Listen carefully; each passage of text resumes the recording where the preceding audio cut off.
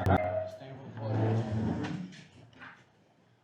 Pledge allegiance to the flag of the United States of America and to the republic for which it stands, one nation, under God, indivisible, with liberty and justice for all.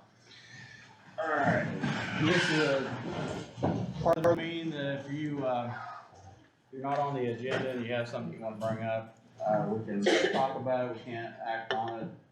We can act on it at a later date. So has anybody got anything that's not on the agenda that they want to talk about? Alright, moving along. Mr. Jerry's not here, you guys? Yep. Sheriff's out sick. Get the JV team today. Yeah, the sheriff's out sick this week. All right, he said that you all wanted some, maybe some reasons why we're doing this. That, You pass this I around. also asked for a copy of the current contract. What we had at the last meeting was I don't know. I'll have to look. I thought he said he had a copy. I don't know that I have a current. it looked Okay. like a proposal that was sent, and there was some like written on language on there, but I He didn't did see not anything tell me that. that had anything that said like, these would be the notice requirements for termination. Can you This is give him what a the copy? I can't, I'll get you a copy, I won't be back till Monday, but I'll call Friday when we get back and see if I'll have somebody try and get you a copy. That's perfect. Cause Amy's on vacation this week too, and she'd have that. I think that was the main thing that we needed. Yeah, I was less Concerned about this. concerned Okay. about, I trust that you all know, you know, whether or not you have the service you're contracted with or not. Right. So, Okay, well, I guess I can explain a little bit about the company that we've got now has changed to where they're doing away with all their LPNs and going to registered nurses. Well, the lady that's been with us for 15 years is LPN. They've done some things. They got rid of another one of our LPNs part-time without telling us. They got rid of our doctor, which is a nurse practitioner, and didn't tell us. So there's just some things that's going on, and they're changing a lot of personnel. How are they providing any drugs? You guys may need. We're going through another company for this. This right here is just strictly medical. We got another off the, So, I know that the LPN's still available right now, correct? correct.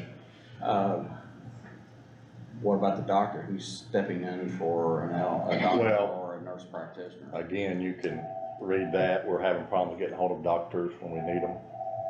And they're not answering their phones, or they're not calling us back when we think, we're just having a hard time with this company. So isn't there a doctor and then a backup, Yes, and you can't get ahold of either one? I'm having problems.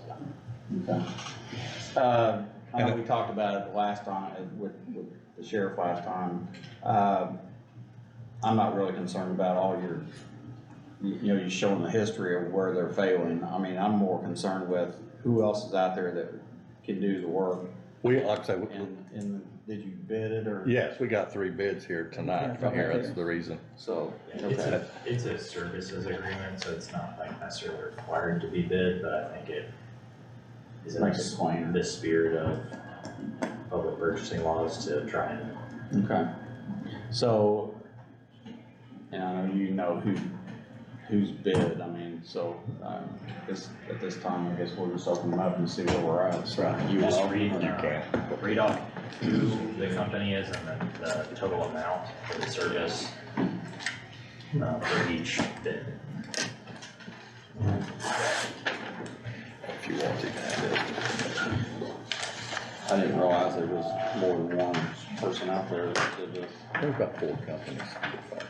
Cause most of them, and I know the insurance that we deal with, most of the time, they don't want to even bid jails anymore. This looks like Southern Health Partners. And the amount of annual base price at $255,096, monthly price at $21,258, so 251 month, I'm sorry. 21,258. Oh, it's the annual one, 255096. 255096, correct. Walk it up now.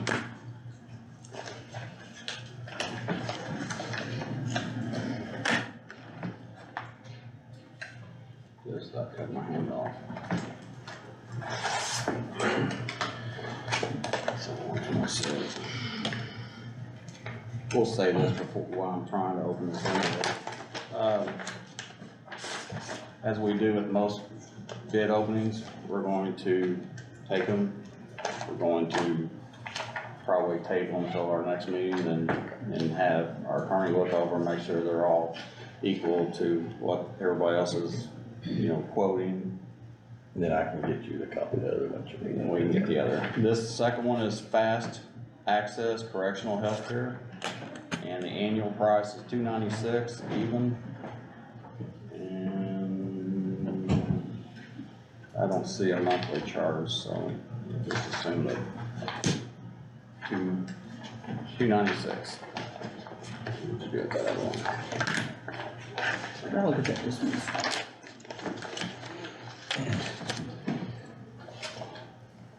Is this the first time we've changed health? I think the whole time I've been here, it's been the same I company. started with Advance probably 13 years ago.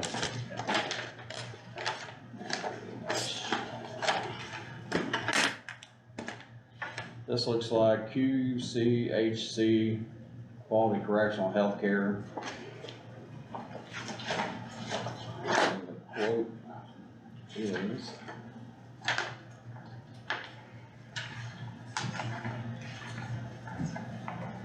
okay.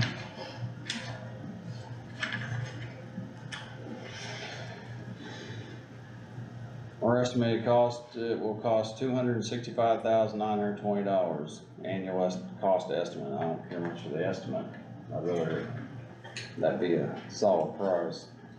I mean, I think most of the time, again, like under services agreements, it's more difficult to anticipate like the costs associated, but it's also, they might be providing different types or levels of service.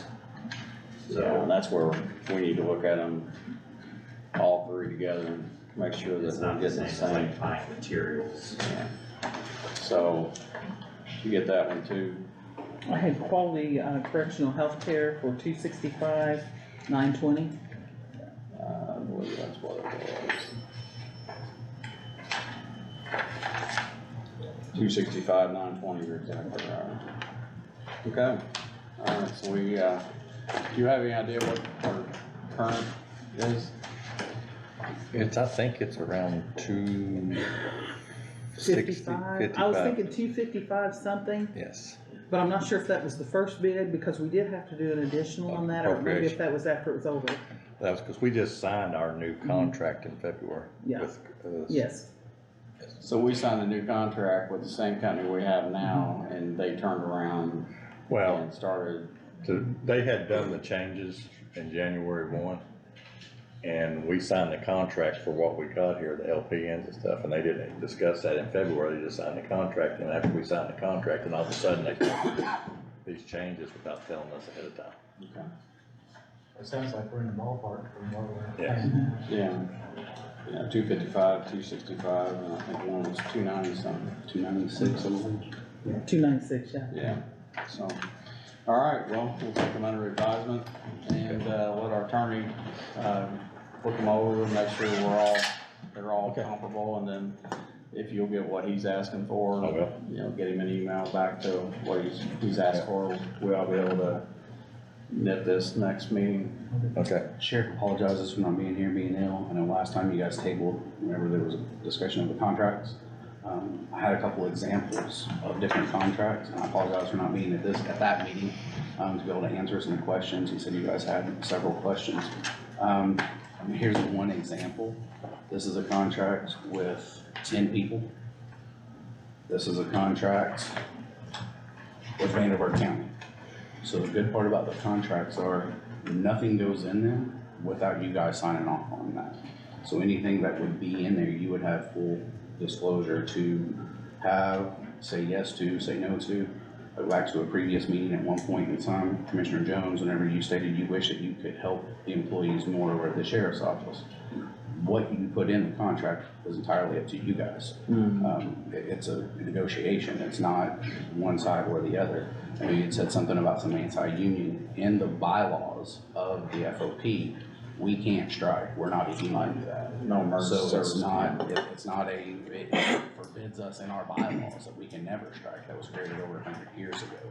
So I'm mainly seeing if I could answer any questions while I was here concerning those or any things that you guys have. I know I spoke with you, and you know, previously at various times about this. The part of the contract, you guys have to sign off on anything and everything. So it's not, you know, there's a meet and confer bill, that's state law right now. This just takes us a little bit further to actually sit down and have formal discussions. Yeah, well, I'm gonna be brutally honest, as I was with the sheriff, is that, my years of service with UPS and dealing with unions and, actually even goes back as far as Pepsi, back in the 70s, it'd probably go against every fiber of my body to ever enter into a contract with a union. And I'll be honest here, 2 or 3 years ago, before Nick came back, EMS had, there were some people out there talking about trying to unionize, and I called the state said, you can't do it unless the commissioners agree to doing it. And, so at that point, it was null and void. But I mean, I'm one person out of 3 here. I would never in my last breath of living on this earth ever do that, so. I was going to point out again, it's not a union. But I get Whenever you get to the point where you have two sides that are, and I'm gonna go to the wages, cause that's where most of the argument's always been, is with wages. If you get to the point where you have to say, okay, here's what we're wanting, here's what the county's willing to do, it goes to arbitration, that's a third party making a decision for the county that now the county doesn't have a direct decision on, so that's a union, and that's where we're being told, we don't, you know, here's what we're gonna tell you, you know, or a judge is gonna tell you what you're gonna pay them, and I just, never in my life would I do that, so these two guys, they're independent from me, I mean, I just know that 20-some years of being around that stuff, I just never, I mean, wouldn't do it, so. I've negotiated multiple contracts, and we've never had to go to arbitration. We were always able to find common ground. And the difference is we're not trying to go to an arbitrator to have someone else, and I'll, you know, talk to counsel on this. Certainly, he's very aware of things that transpired in the past in Jeffersonville, where I was able to negotiate contracts. No one is wanting to hurt the county financially. It's not in long-term interest of anyone to be able to do that. But it does give the ability to sit down, and where this changes some things, especially on your side as commissioners. And I'll go to your point directly, where you said you would like to be able to help the employees more. This gives the employees a little bit more say, and the sheriff is willing to limit some of his positions and authorities that he currently has now to be able to do this. And it has worked in multiple other counties around the state for a long time. Okay, well, I'll take it under advisement, and these guys can make their own decisions, but. Okay, More than anything, I'm For gonna answer me. questions. for me, Sir. okay. And this is my problem with it, the whole thing. First off, I wanna say, I think you guys do deserve more pay. I understand the situation that, you know, our county is in with affordability on, you know, your all's wages compared to other counties. You know, I won't question that. It would be great if we could afford more. I am not privy to the budget as far as that goes, so I don't know what we can and what we can't do. That's why people, you know, in this county elect a council. And I don't think there's a person in Scott County that doesn't understand that I have fought with our council. Everybody has fought with our council. We have fought with our council. But when you get right down to it, the people in this county elected that council.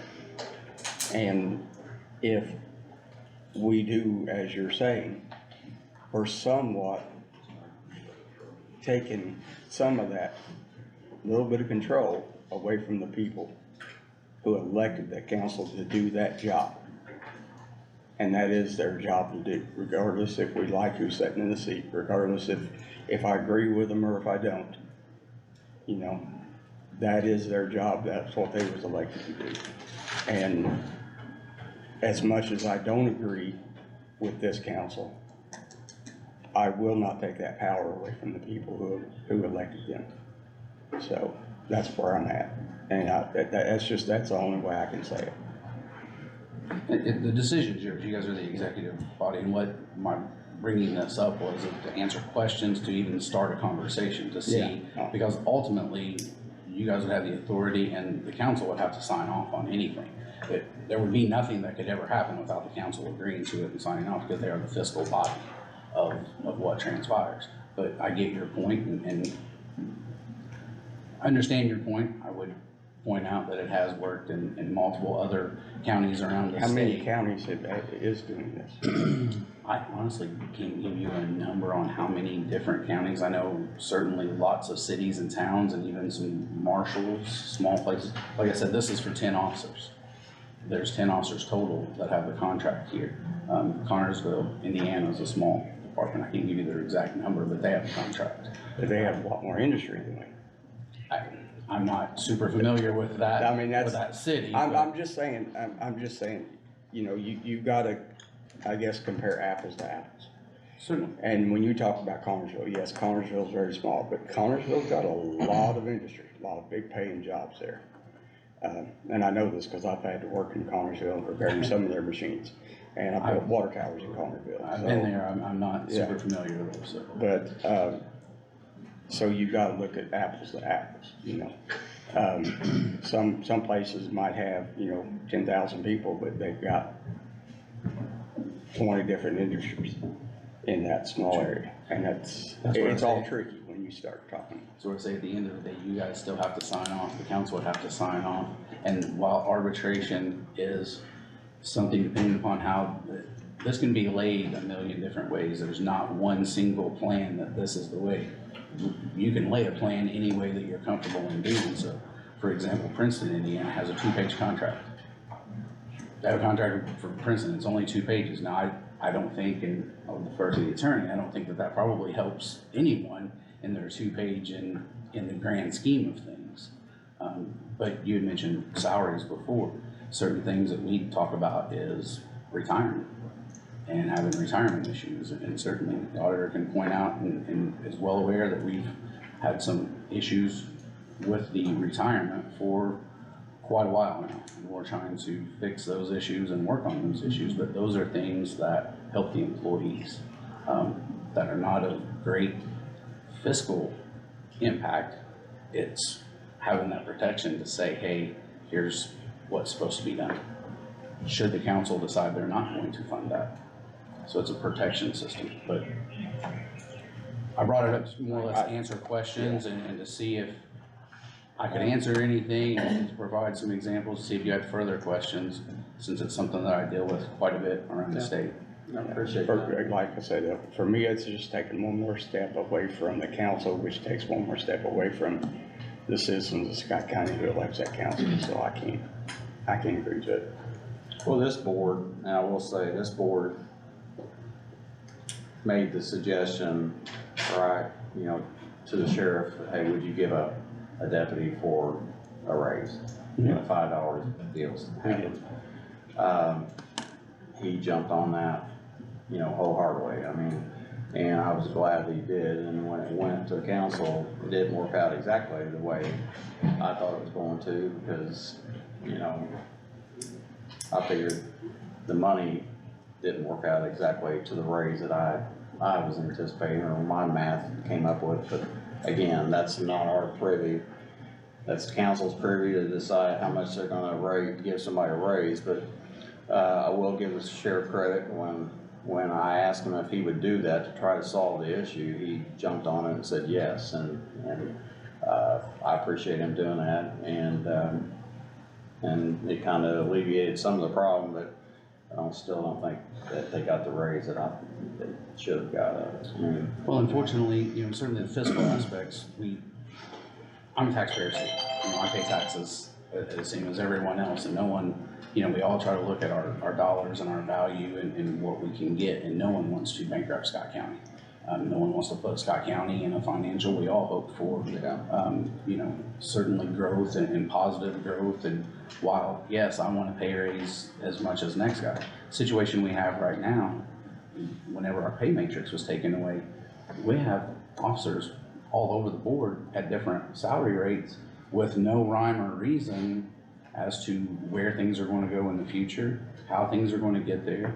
And certainly the sheriff can speak on his negotiations with the council, but the negotiations in the past did not go very well. I think is a statement that we could all agree on. I'm sorry to interrupt you, but I think you're exactly right, and again, I don't wanna overstep my boundaries as far as a commissioner versus a person that makes the salary ordinances, but or does away with the matrix, because I have heard from county employees that says, I've been here X amount of years, and next thing I know, the guy comes off the street and he's making the same amount of money as I'm making. That should not happen. I mean, you should have a scale of, hey, I'm coming here, and in 2 years or a year and a half, I'm getting raises every so many months, to the point where, okay, now I'm at that level.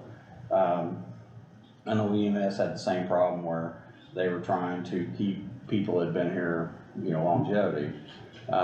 Most people in the past, the sheriff's department especially, lived here, they stayed here until they retired, or got out of the sheriff's business, or police and law enforcement. But again, I think there has to be a step, and I'm saying, I agree that I think there should have been a metric of, here's where you start, here's where you're at, here's where you go, and if it's just one wage, then I don't see how you can keep the people happy that have been here for years and see a guy walk in making the same that they've been. Some of them haven't been to the academy yet, so. We certainly look at the costs associated with the county and what it costs us to send someone to the academy, what it costs us to get someone trained, and then they turn around and leave. It's a negative impact to the county, because for the most part, you hire someone in, and for the first year, they're really, I hate to say of no use, but it's more of a drain, because it's a training period. Yeah. Because you don't just go out and start day one and, at least I hope not, here's a gun and a badge and go get them. I think the liability that the county falls under, that's the scope and what we're doing things. Yeah. And then, so whenever you've been asking for this contract is a way to try to help retain officers, because as of right now, and law enforcement's changed, go back to the days whenever, you were running around, it was hard to get a job. Right now, people are begging and recruiting and trying to steal officers, and I can tell you, we have an officer at the academy right now, and I promise you, there are people trying to recruit him at the academy currently. Oh, yeah. And we have to, so this is one step to try to get a little bit better understanding, and to your value, whenever you say, how long have you been? I'll defer to the attorney. The first question that I've ever been asked whenever I'm in depositions or representing officers is, how long have you been doing this position? What's your experience and length? Well, the experience of someone representing and arresting someone that has 10, 15 years of experience versus someone that has a year of experience is quite a bit different. And I'm not an attorney, but there's a reason why those attorneys ask those questions right off the bat. And if we're not able to keep and retain officers, the negative impact to the county, not only in the fiscal impact, but just understanding and being able to do the job. We had a case today that fortunately, I'm not going to get into it too much, but because people had been around a while, was able to recognize an individual, and we were able to get him incarcerated pretty quickly. And that doesn't happen if you have all new people. I guess, but do you know how much money the county has at the end of the year after everything's been paid? No, sir, I don't. I wouldn't begin to know that, and I know that's. That's my problem. And I that's- don't either. And that's where those discussions. and You see what I'm negotiations getting come at in. though? Yes, sir. And that's when you get into people who come in here and want to talk about,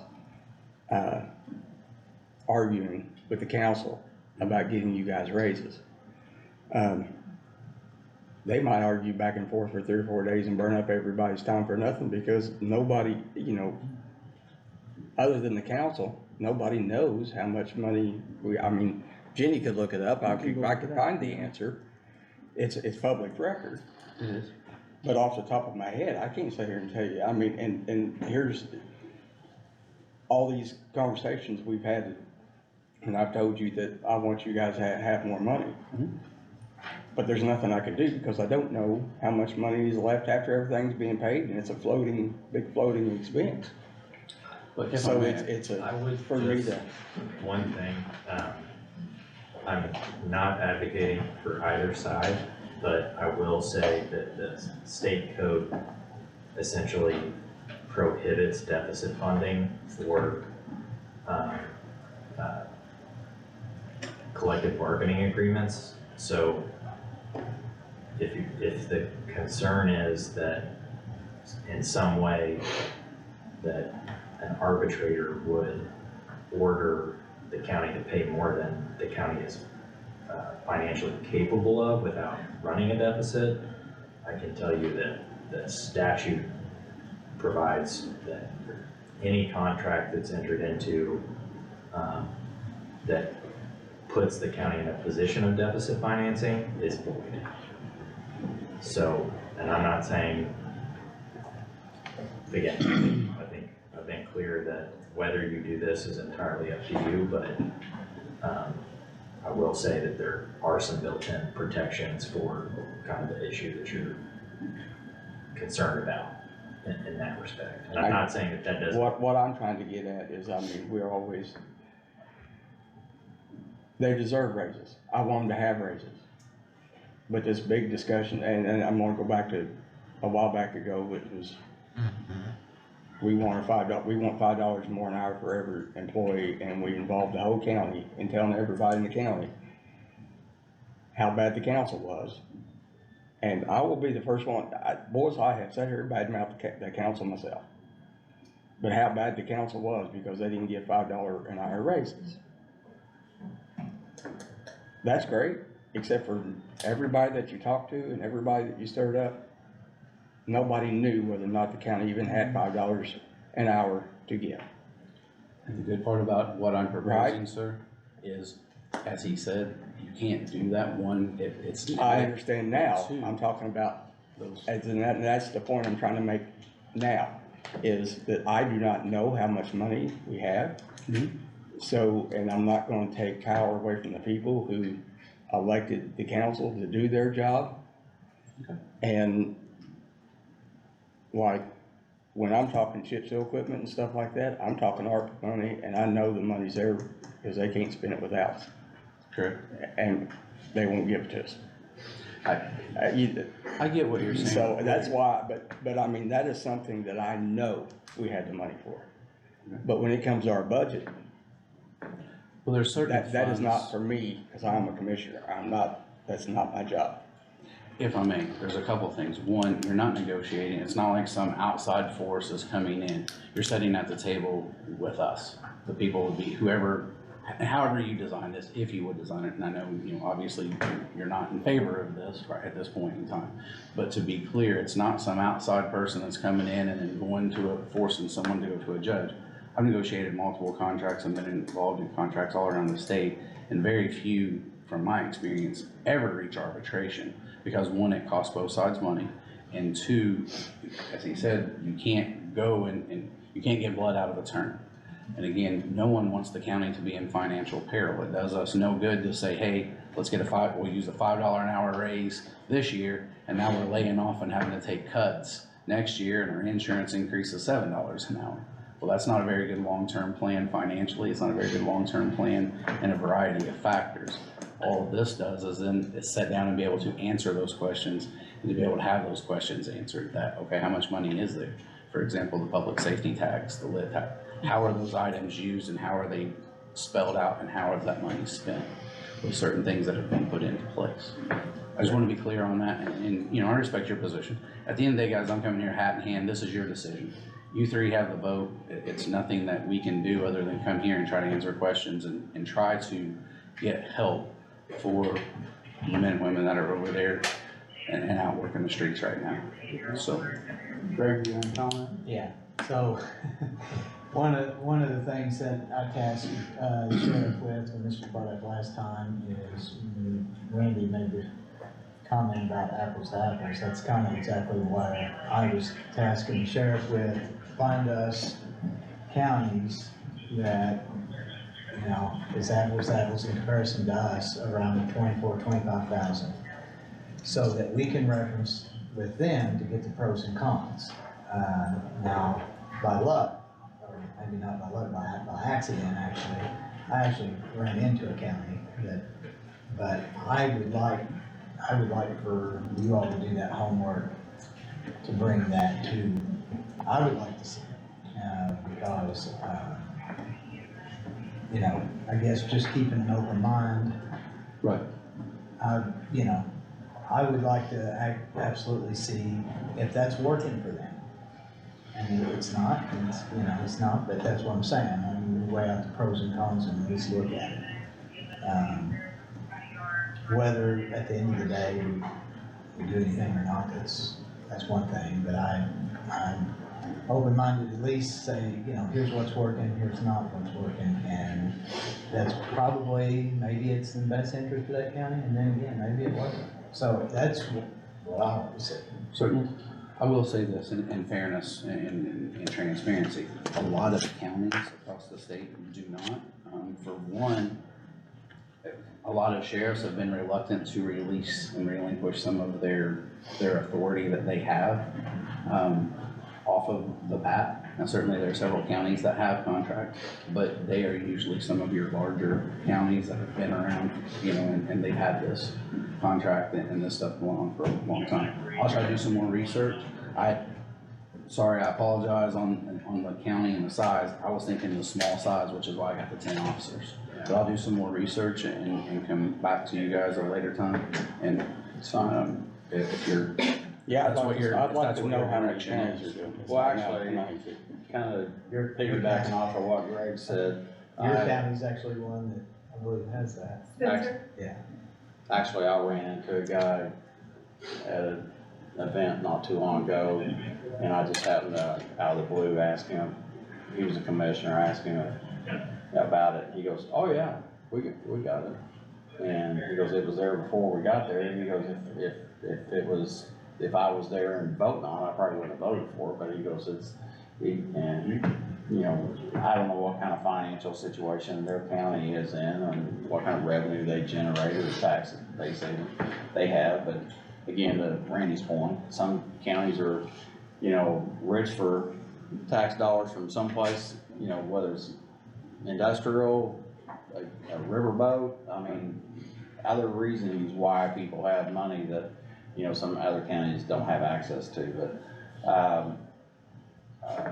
but I did have a conversation with him as well, so I mean, so just bring us some more information and, but, you know, again, I'm gonna be honest, I'm hard set against it, it's just my history and I guess my beliefs that, and the flip side of that too. I mean, I've been in a situation where,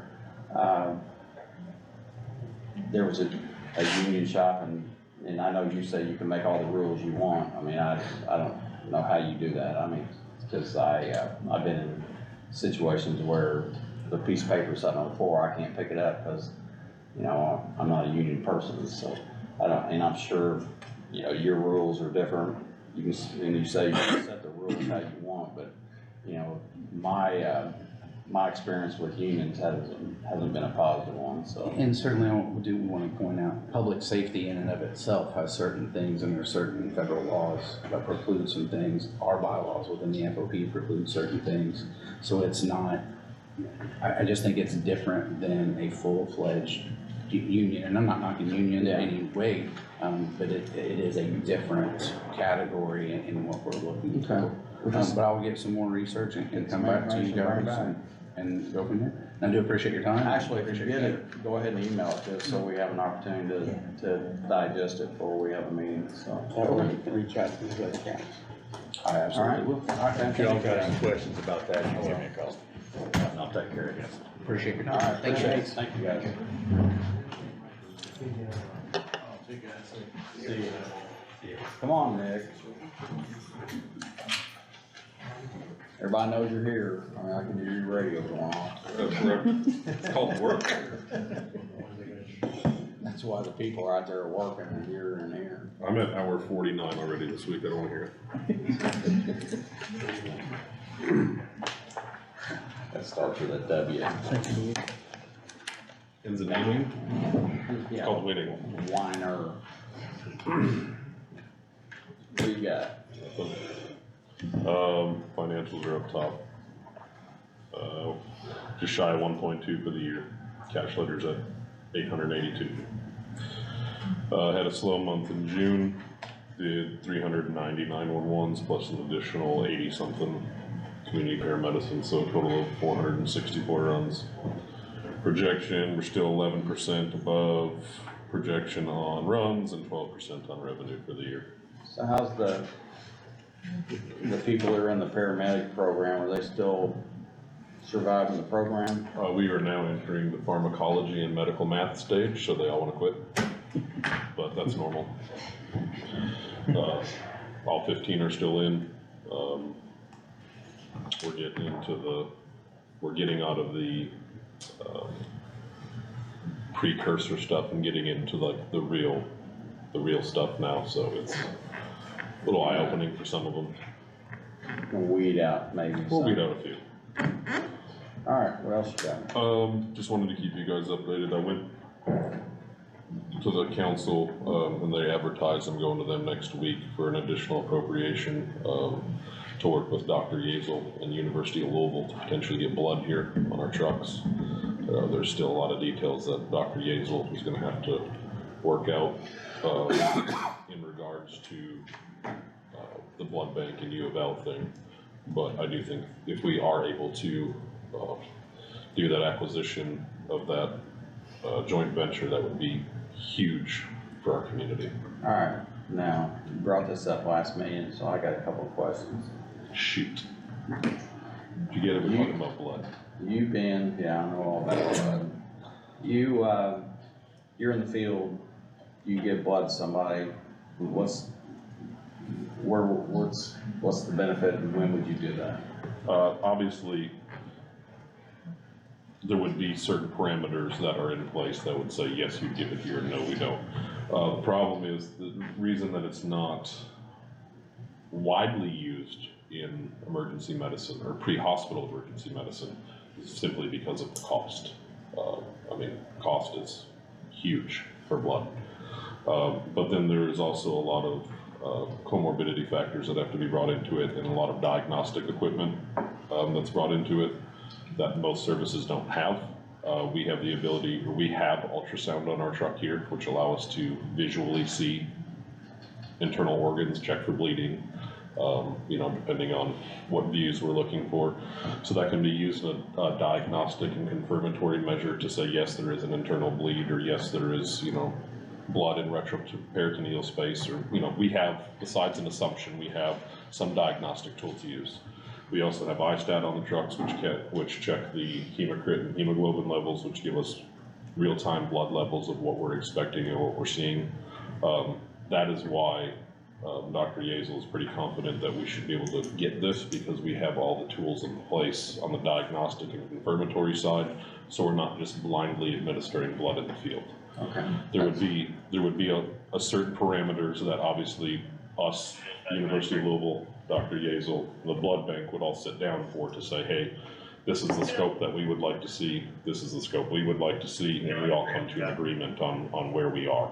It would be a very specific set of protocols that we would have to follow. Blood is regulated just like narcotics, if not more stringent, so there isn't, you know, we can't just free willy-nilly give it to everybody, that there is certain parameters have to be met for us to even administer blood. So it's not something that we can and or will administer on every run. There's no coordination with our hospital, right? It's No. just U of L. Correct. I tried, it did not go anywhere. So on the storage, how would you store? So that's part of the additional appropriation that I would be going back and asking, that I have advertised for. We have to have a specialized fridge, which, you know, super cheap, and as well as special There coolers, isn't anything cheap. as well as specialized coolers that are also very cost effective. So we have to retrofit all the ambulances with a cooler. That was my initial thought process was to retrofit refrigerators into the trucks, which they make ambulance-specific refrigerators. They're about $7,000 a piece. I think, as of right now, I'm leaning away from that idea, just because that means we would have to dedicate blood to those trucks, and I don't want to do that. Just because there is the potential to be more waste and more accountability, and I'm trying to limit that. So my thought process now is to, and again, nothing is solidified, this is just brainstorming phase, is to have that fridge at station, have those coolers plugged in, that way they're to temperature and ready to go. And if something comes out, that would warrant a dispatch for the use of blood, they would grab it on the way out. And then obviously what a lot of people are doing is they're actually storing the blood in the command vehicles like ours, that to where we're expendable from runs, or we can say we go to your run and we're not needed, we can leave, because we have an ambulance there. So there's a couple strategic ways to deal with that. All right, the last question I have is liability.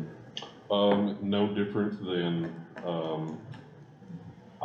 than any other thing that we carry. I mean, we carry 82 drugs on our truck now. I guess where I'm getting at is not necessarily, if you're storing blood, then you need to, there's probably a report that you have to have in a climate controlled environment saying that, hey, the temperature never got below X, Y, Z. Yeah, and that's why those coolers are X, Y, Z, and, so where's the liability of, hey, we screwed up and we didn't, Well, all of the stuff on the blood is temperature sensitive, so if that goes bad, the marker on it's kind of like the checks that you say apply heat here to see if it same cost. There's checks and balances on the blood. The coolers, like I said, the coolers are actually electronic coolers that it's not just like throwing it in a Coleman and going to lunch. They're battery operated, and they keep at a certain temperature, and they alarm once they get before the threshold, to the threshold, and after the threshold. Okay. So there's, again, it's not just a Coleman cooler that we're throwing this in. This is about $6,800 plus another line about. Yetis keep them cold about it. All, I'm disappointed, I'll be honest with Fitted out completely about $8,400 you. $8,400 per cooler. That's a lot And again, for beer. the benefit if, I can see, and I'm not talking about every medical situation, but, what's your guesstimate of how often you would use that in a year? I don't know that I can give you a finite. I said guesstimate. We transport to University of Louisville about 400 times a year. And out of those 400 times, about 60% of those are trauma related. So we're looking at 240 runs of those. Even if you took 25% of that, we're looking at 60 runs a year, 60 patients a year that could benefit from blood. So if we're going, because if you're talking about trauma, 9 out of 10 would go to the ER because you'd have to go to the closest unless you're out in the field. Yes and no, depending on I what it get, is. I get Yeah. that, and I understand what you're saying, but would the hospital not start the blood there at a at an ER? Here, Yes. we don't transport traumas here.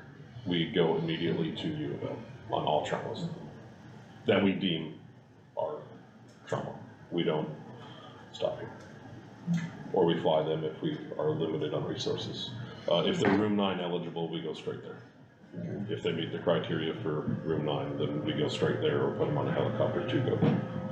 And that's the benefit too, is the primary helicopter service we use also carries blood. So there could be a continuum if we even had to do that, that if we administer blood and then we do fly them, they don't have to stop it because they have the ability to administer it. So that wouldn't be a protocol technically that you would call the hospital or doc and say, No, I've talked to Dr. Hicks, who's our medical director, and he's super on board and thinks it's one of the best things that we could probably do, just because we're within that golden hour of U of L. We're 35, 45 minutes away, you know, and even being able to pilot the whole blood to packed red blood cells and plasma and all that stuff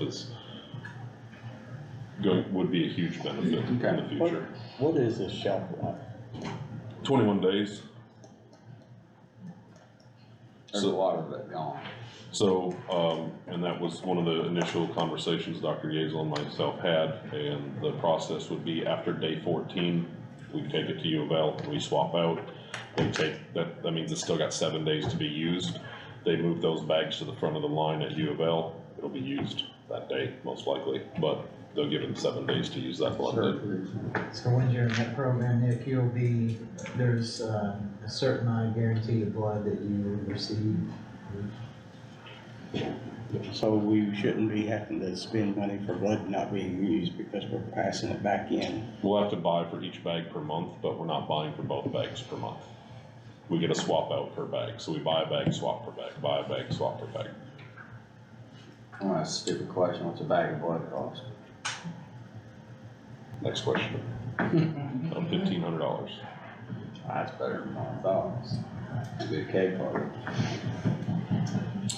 But the other thing too, there's a lot of trauma grants out there right now for 25, and nothing has been administered, or not administered, nothing has been awarded south of the Marion County corridor, just because there's not a lot of big services that, you know, a lot of your bigger services are Indy North. I mean, that's just the layout of the land, and that's nothing to anybody south of Indy, it's just how it's structured. He feels pretty confident that we'd have the good ability to acquire some of that grant money to, you know, to move it forward after this initial setup, if you will. But again, I'm willing to, this is huge for us. I mean, there's only 4 or 5 other services in the state that offer this. And I think it's a huge precedent for the county and the service and us, part of it. I mean, I hate to say it is a little bit of a status bump for us, just of what we're already able to do, and then adding that to it is huge. So the initial cost, we're talking, I'm asking for 90, and that's shooting high, to fund the rest of the year. And that's including the refrigerators and coolers and all of the initial startup, yeah. Okay. But that's out of 1151, and it's not tax money, so. What do you need from us? Just giving you a building update. If you look after your colorful pages, the building is up. Looks good. More than what I thought. Same.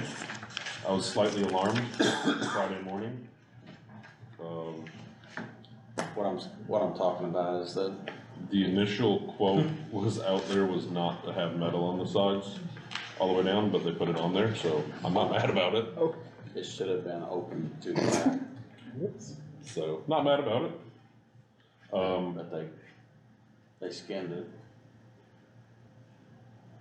And So- that was the quote that they came with, so. Yeah, and we've already paid it, so there was no upcharge or anything to it, so that was pretty, It's supposed to be an initial drive-through and now it's not, it's a back end.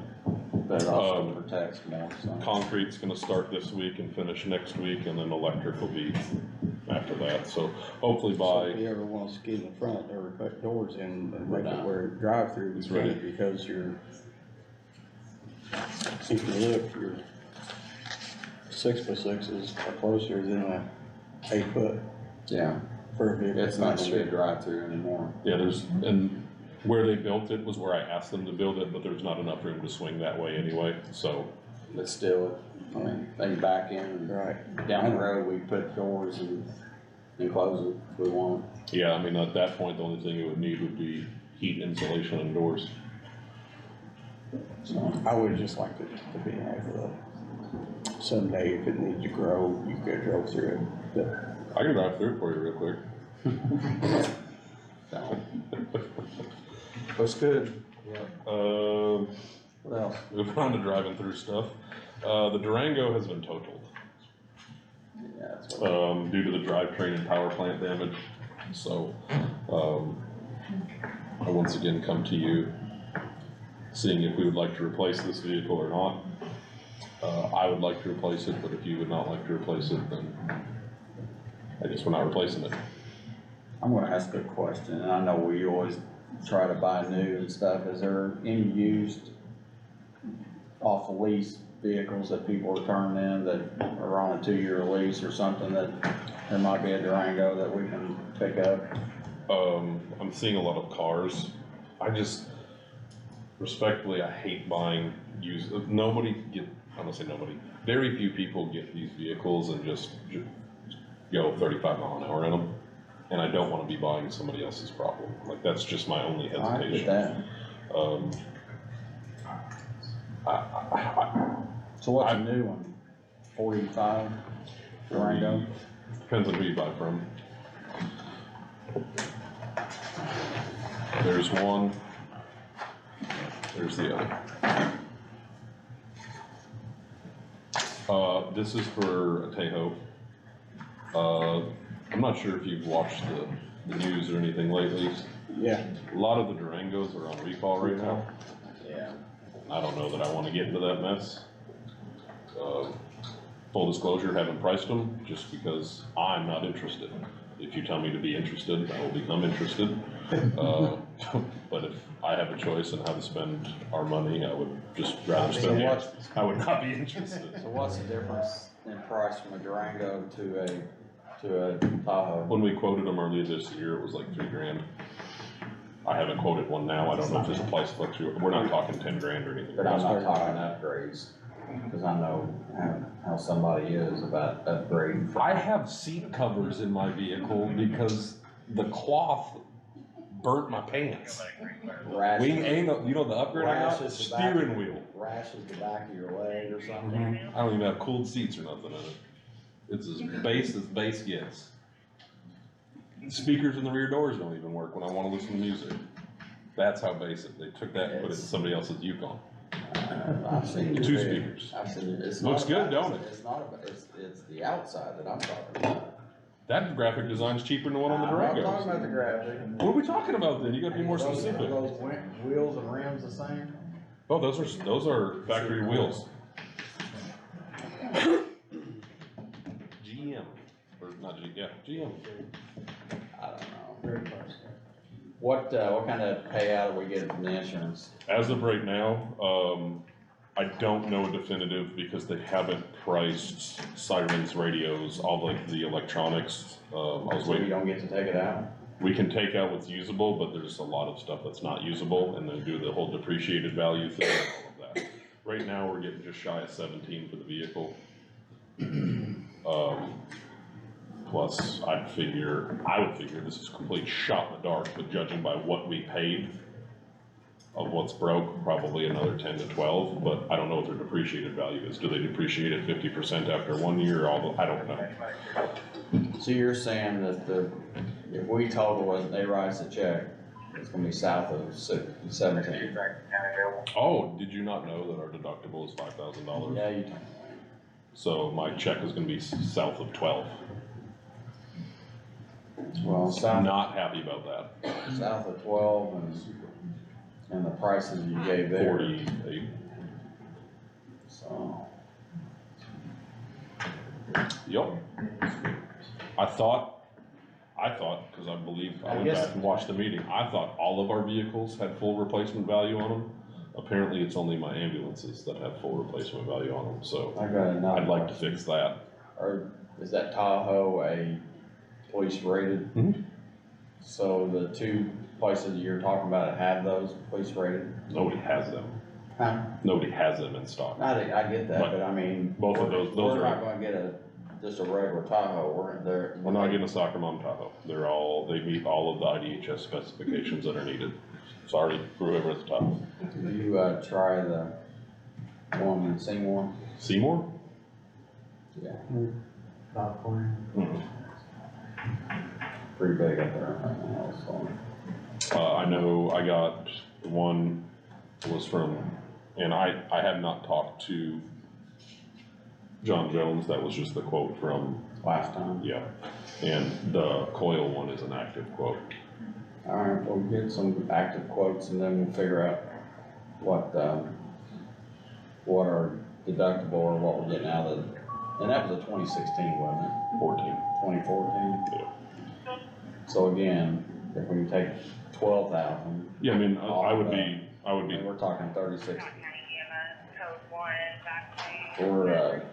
We're talking 36 for a brand new, to replace nicer it. vehicle. Yeah, and that's all advertised out of 1151 as well. So it's our vehicle, and so essentially what I would be doing is paying the full price of the vehicle and then depositing the check back into my account. Yeah. So I guess the question I have, and the last question I have about that, and, do you have the money? I have $900,000 in my bank account right now. That didn't say what engine. Let's say what engine. Let's specify what engine. Same one I've got.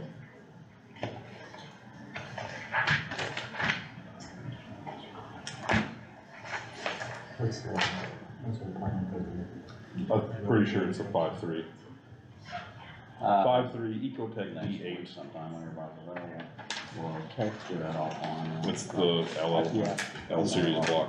I know it. So it's got active fuel master.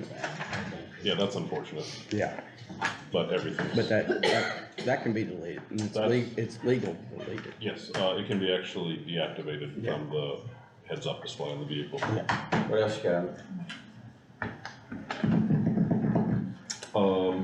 And by the way, back to that, get some updated quotes for everybody. This one is, the I know one is the updated. I know. The other, do you think they're going down in price? I'll get updated quotes. The Dodge is the updated one, right? It's the Dodge. These are both Tahoes. Okay, Coil is the updated one. Correct. Okay. That's who we bought it from last time, because they were the cheapest. What else you got? Found out some delightful information today. Here Just we wanted to go. keep you guys updated. I'm about to pull the 8 hairs that I've got left out of my head. The the ambulance that we ordered last year in 2023. That redevelopment bond? Correct. There has been some miscommunication between the vendor and the manufacturer, and we were supposed to take delivery next month. Who got our ambulance? No, it's not us. They are projecting now a spring to summer of 25 delivery, and I'm not happy. So do we have a, We can back out. yeah, but where are you gonna be? Well, Are we getting a 25 vehicle, or are we getting a 24 vehicle and 25? we were supposed to get a 24 vehicle in 24. Now we're getting a 24 vehicle in 25. Have they started? No. I tell them we want a 25 and 25. So I just need some ability to push some shoulders or press some buttons, like just negotiating, like, nope, just, Well, we signed money's we already signed, been allocated. Escrow account? No, this is completely different. we This is signed a one that contract Tiff- with them. This paid for, Allocated the money. checks been wrote, all of that stuff, Yeah, okay. So the mistake is on their part. 100%. Well, then I don't want a 24 and 25, I want a 25 and 25. I don't wanna wait 9 more months. But they're gonna come back and say, well, here's the price then. There's the difference in the. They are willing, so far from the discussions that I've had with my salesperson, They have took 100% ownership. And the price too? They have discussed some of the following. Either a credit within their company, for the, sorry that we made a mistake, because I also buy medical supplies from their company, so they could credit my account. They could potentially cut us a check back, but they don't know about that one. They can move us to a different vehicle and then eat the cost of the difference. That's what I like. So That seems like they already said that they would do that? those are the ones on the table, none of them have been confirmed. I just wanna make sure that I have the decision to go with one of those. That is, Wouldn't you rather have a 25 and 25 instead of a, that's why everybody in September always goes and buys vehicles, because the Well, it's twenty. gonna be worth more when we go sell it, yeah. Well, I mean, the insurance is gonna say, well, you got a 24, it's brand new. What do you think, Greg? Yeah. You can give Nick the authority to haggle. negotiate That's, within the realm of, No more money to be spent. I'm fine with that. You guys but do? I would specifically, it sounds like what you just want a new vehicle at a discount. Either want to be able to negotiate with a discount and credit towards our stuff, or then put me on. They have also talked about bumping some other service to give us a build date this year, but I don't think that's right to make somebody else suffer just to get us our truck. Why not? We're no better than anybody else. Yeah, we are. You just said we're better. We're pretty awesome, Forget but- blood. We don't have it yet. I don't want to inconvenience, I mean, I get it. Do what we need to do. I just want to be able to say, hey, we want, $5,000 of credit for medical supplies. So we're in we're in Budgets. 24 now, but you're saying we're gonna get a 24 and 25, but we can still get a 25 and 25, correct? They don't know, they're waiting on chassis allotment to give me an answer on that. They don't know what they're They receiving. know that they. Yeah, and this is just the stuff that they said, these are potential Well, options. Well, the other flip of that is the other ambulance that you have ordered, should it not be here next year anyway? That would put them literally arriving the same month, both trucks. We're back into So we're back rotation. into the same Yes, rotation. exactly, and that is my issue, is now, everything that I've been working to do, this 9-month postponement is literally gonna kind of, not start me over, but put a big hiccup in the rotation. So what's the other one that they can give you a nicer truck, but So that one is a different brand that, has a lot more bells and whistles. what we was looking at Fords? They're all Fords, it's just the box manufacturer is different. Oh, the brand of box. And do you care? No. We're not gonna get back in Cadillac. the Cadillac, that's exactly. I'm what I sure was some will gonna have say. opinion, because people say I drive around in an Escalade, but they You can't read. do. But, yeah,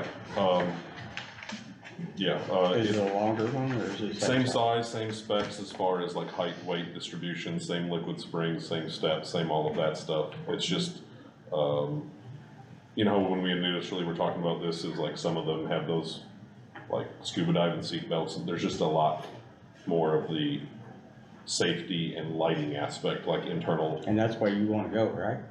I'd be fine with it, I just didn't wanna pay for it then, because it's about an extra $30,000. Right. But if they're gonna eat that cost, full show, Well, yeah, because I would rather not get back into that rotation. same, that's where I'm at, Alright, because that's got a November delivery date. before you make a decision, or when you make a decision, before you tell them. I will call you. Negotiate there, call all three of us, and so we can all kind of. We'll do a FaceTime four-way. November. Nope. November would be here for. You call each of us. I know. individually. Anyway, what else you got? Read the bottom, and that is all. I'd rather shoot myself in the foot. So, We'll have blood here shortly, so I can help you. Andrew.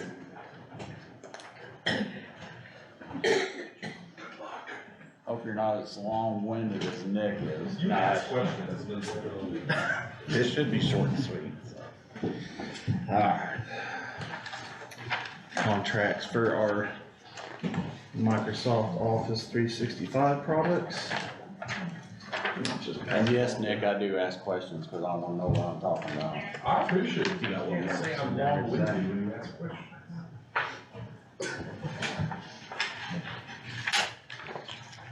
This is for a 3-year renewal.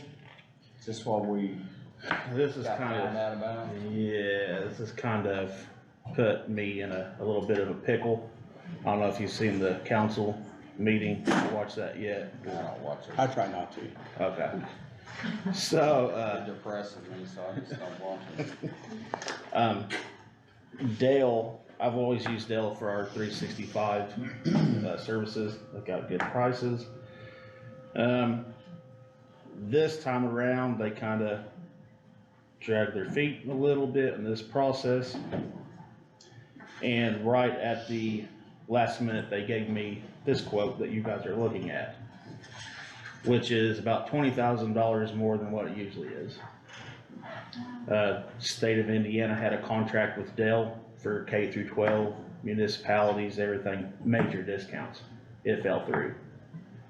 So I found this out when they sent me this quote, and our licenses were expiring, which right now they are expired.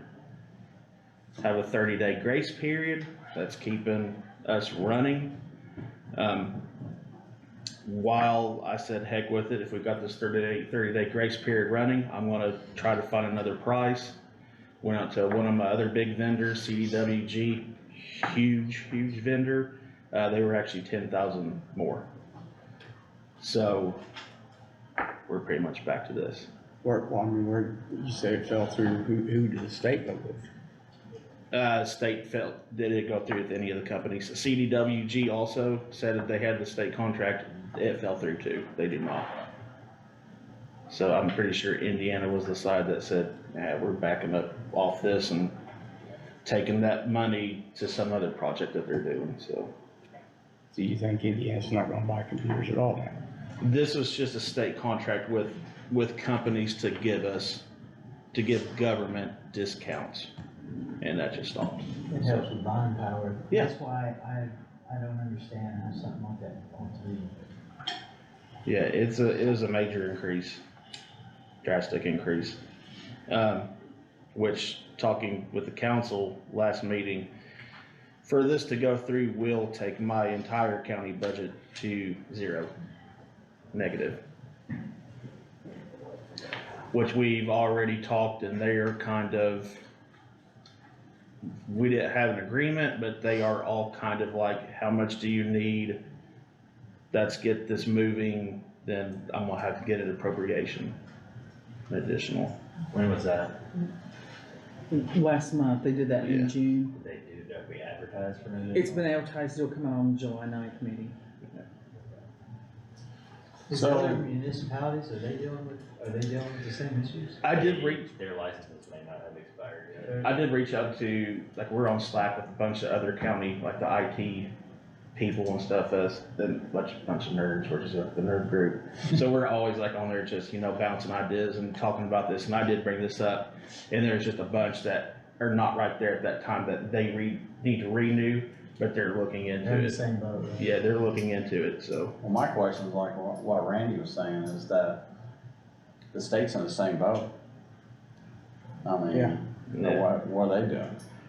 Like I said, they might have had I mean- a grant or another project, they're like, we're gonna take those discounts away and we're gonna focus on something else. Okay, so what do you need from us, just an agreement Yep. to agree to this, You said increase? you don't have the money? But the council's gonna Yep. take care of that for you.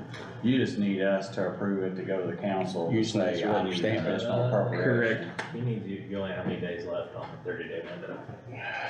Our license expired the 30th. Yeah. So you have 30 days, Yeah.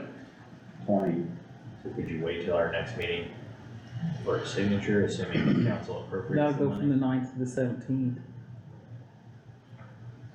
So 2 weeks.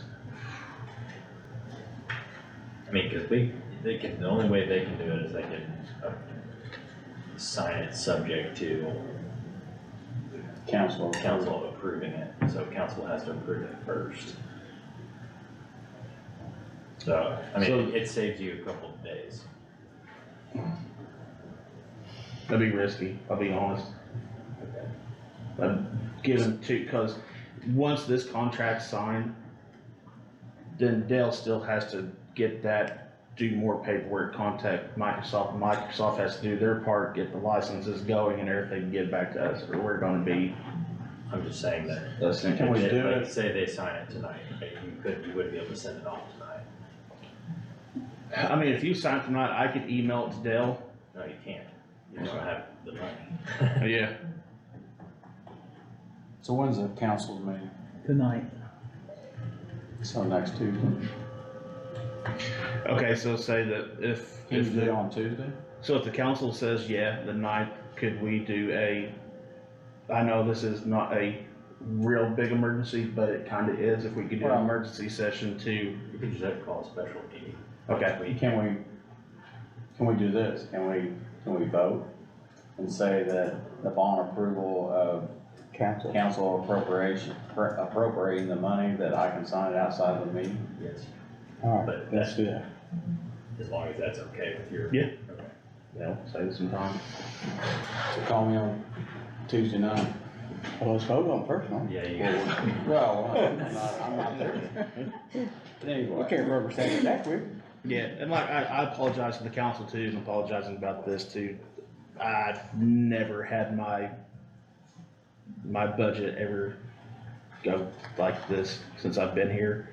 so it's 20-some thousand over what you actually appropriated for, or actually Yeah. budgeted for. And I also did cut my software line for this year to kinda help out and try to be a good team player, and it really is bit me in the butt now, so. Okay.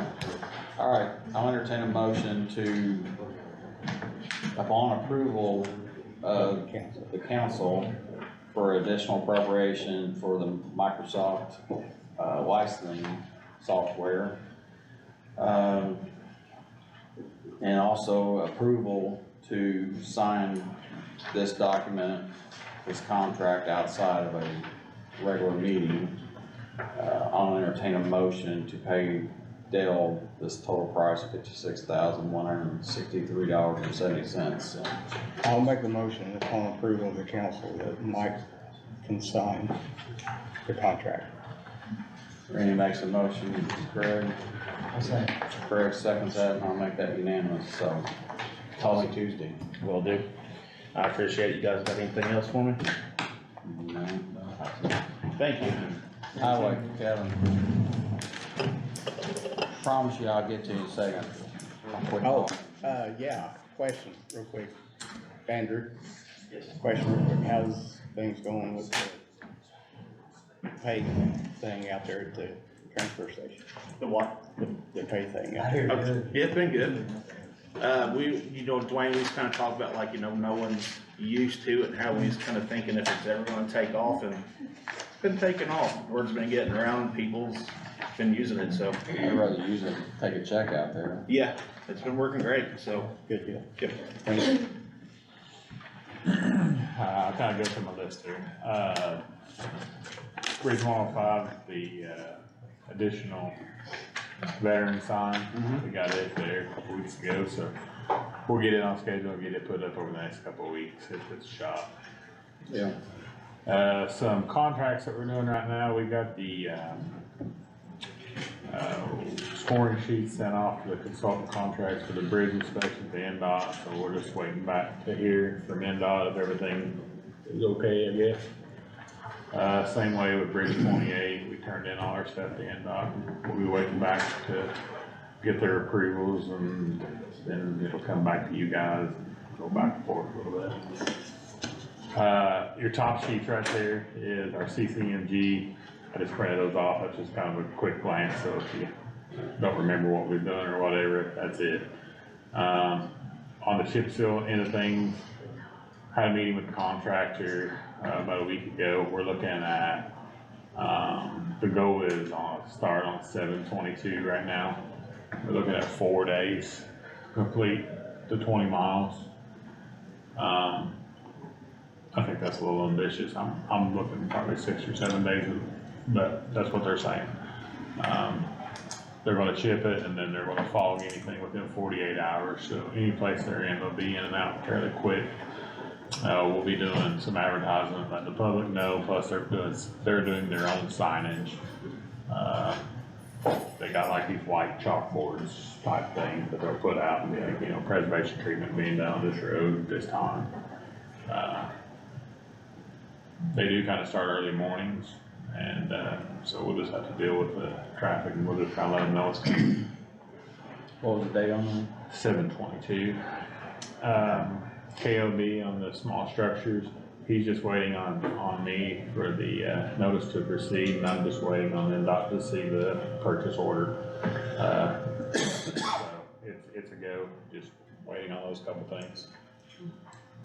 On the mowing, we are on the third mowing is done in the county, the third cutting, so we got our Massey's been down for 2 or 3 weeks, so it's going, so it's gonna head out to the backside of Hardy Lake and just start pushing stuff back, cause the grass is kinda slowed down. And then Daryl's gonna take the new mower, hit some spot down Slab and open some stuff up where the grass is some of our big areas. Haven't had any of those complaints. No, we've had a good year, but we've been able to throw a lot out. This is the first time anything's ran out here, so big difference. Our wash bay, we've been kind of a hold on it. I've been busy, so we're over the next couple of weeks, we're hoping to get back out there and start working on it. Been working with Chase at the city, to get the correct oil and water separator, and something the county can afford and something that they'll approve and all together. So, we've been kind of going back and forth on that, so I reached out to some companies trying to figure out something that'll work and be economical, so we're kind of on a hold on it right now. We're working on it. The only other thing I got is just to glance at your work request. This just shows from the beginning of the year to where we're at right now. So I think we took in 194 work requests. We finished, completed 96 of them. This is just color coded, and it shows you your road bosses are putting in, you know, what they're looking at, or I am, just depends on who looks at it. This is the response that the public sees back, you know, it's either complete or waiting on the new budget year, or they got some different options in there. I got a question on that. Yeah. Can you, is there a report, say, you're scheduling stuff off of your new scheduling, you know, program? Is there anything that you can send the commissioners, like, on a Monday saying, hey, here's our projected schedule for this week? That, just so that, you know, somebody calls and goes, hey, somebody's out here on this road, and I'm like, I didn't know, I don't know what. I usually text you and ask you what's going on, but if we could know something maybe in a little in advance, so that Facebook isn't beating us to saying something or knowing something, so. Yeah. And I know it's not 100%, but. Yeah, I don't it think would give that's not really an issue. We typically know about what we're gonna be. Like I said, sometimes the subjects change, but, well, yeah, rain, weather, and yeah. some emergency that happens different, but, Yeah, yeah. there wouldn't be a big issue. I said in the training today with our software, so we're using for the customer service and everything. It also has payment management on it, and it's big, so I just kind of started learning it today. But it'll be a benefit to the county on getting out on, you know, when the roads are actually gonna be touched. It has a lot of budgeting tools in it and, different methods of preservation, paving, so. So it gives recommendations on treatments or? Yeah, you can actually put your pacer in there, change it around. It's super flexible on how you wanna do it. But you can put, you know, what you've done to it and what, you know, life expectancy you change to the road, when that road would have to be looked at again. And you can budget off that, and if you get all your pacer skills, then you ought to be able to go out and say, you know, 28 year, we ought to be doing these roads. But that takes a while to build. But You guys have the bridge, so. but yeah, we're getting a good start on it, so. I've got a couple things. I know we talked before about markings possibly out on William Road. Yes. Finally. I have ordered all the signage updates, or the signage upgrades for that, so they ought to be in. getting done here in the next couple of weeks anyway. Okay. So we'll get those up first. And I know kind of what Kevin and I was talking about trying to do is some of the things we've done at the state, and it may It makes a freak some difference, people out so on, you know, when they see the markings out on the road, but it's. we're gonna paint the stop bars in the road, and we'll do, just in that area, we'll do, Talking about north and south or east and west? east East to and west. well, actually, those stop signs will be north and Pretty- south. yeah, On- because on that guy- both But the ends markings- of the firehouse. The crazy markings. But the actual, have you seen the markings like on the 465, on an I-65, but it's for the 465, but they closed the lane? So I sent in the safety training and I put on there a few weeks ago. And all that stuff is nothing but to make the public look and go, why is the lane shrinking down, basically? And I do it, it makes you let off the pedal. So, and it's just a cheap way to do things, so Bring awareness. bring awareness to It's the a mind intersection. thing. It's a mind thing. So we have the capability to do some of that, so there are some of our intersections that will have a major problem. We'll see if we can start looking at those things. It's economical way. You can try it. We can try it. Yeah, it won't hurt anything. Right, yeah. And, our sign upgrade, really the whole thing is, you know, maybe $1,200-1,300 upgrade, and that's pretty minor money. You know, the lights, I checked on the lights, those things are like $3,000 a piece. So those are a high dollar option there, but I know in the city of Seymour, they actually have some like spinners type I things. seen suspenders at by the railroad street the other day. That kind of caught my attention. I thought,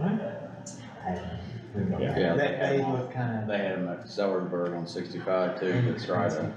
I ordered the ones that's on in Dudley down on 250 that's got like the two 12-inch placards that stick above the stop sign. Mhm. They're red also, like your lights hit them. Yeah. I ordered those because they're cheap, Yeah. and the brackets are cheap. So, Well, I'm gonna tell you, the one thing that stopped accidents at 256 and 203 was the rumble strips.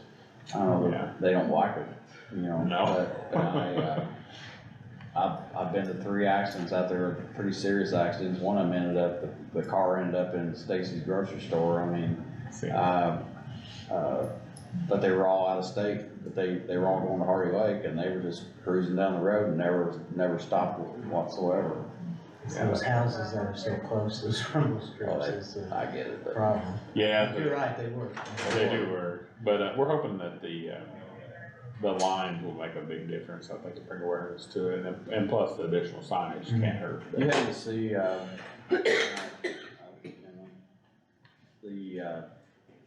the colored striping that is in Europe now. No. It's a lime green, not the white. Really? And actually, they were talking about how it is more visible, especially at night, because it's almost, glows. So I'm kind of curious if the state's gonna come with something like that. You've probably seen it. You guys know anything about that? New Albany's got it? Life lanes, right? Yeah. Well, I mean, they're talking about striping roads like that in Europe. But, oh, that was kind of, but it actually glows. I mean, even if the light's not on, it glows. Yeah, most of this striping around here usually loses its activity pretty quick. But anyway. For a lot of different factors, Yeah, I got whether it. we're putting it down at the wrong time or what, yeah. One other thing real quick, I know we talked about, you know, cause I get calls and we talked about Bolton Road. We kind of was talking about delineators, are we still on that path maybe? I did, so I drew up a little plan on delineators on Boatman Road, and, thought I had a good plan, and then I got an estimate back of $6,500, so I had to back off that. I got an estimate back for guardrail, $10,000. So I think the delineators are still a good idea, but I'm gonna have to back them off. Yeah. And I think also paint, and like we talked about in that area, sidelines, center line, and that's a small area, it's 1/10 of a mile or something up that hill to the stop sign. So I think that would be economical. And I need to price out the delineators elsewhere too, to make sure that that they're usually a pretty good price, If but. we're 6 to 10 though, we'd be better off going the guardrail. Well, we gotta replace it when they hit it, and they'll hit it. With delineators, just poke them back in the ground. I know, but we always think about safety. Yeah, well, I don't know what a delineator is, but I mean, if it's something, well, so you're gonna drive through it. They're $120 a piece, and basically. Is that what the state put on the? Every 10th when mile. the Taco Bell? Yeah. Everybody drove over them at Taco Bell? That's a version of them. Ours would be sitting on a pole on the side of it, but it's the same effect.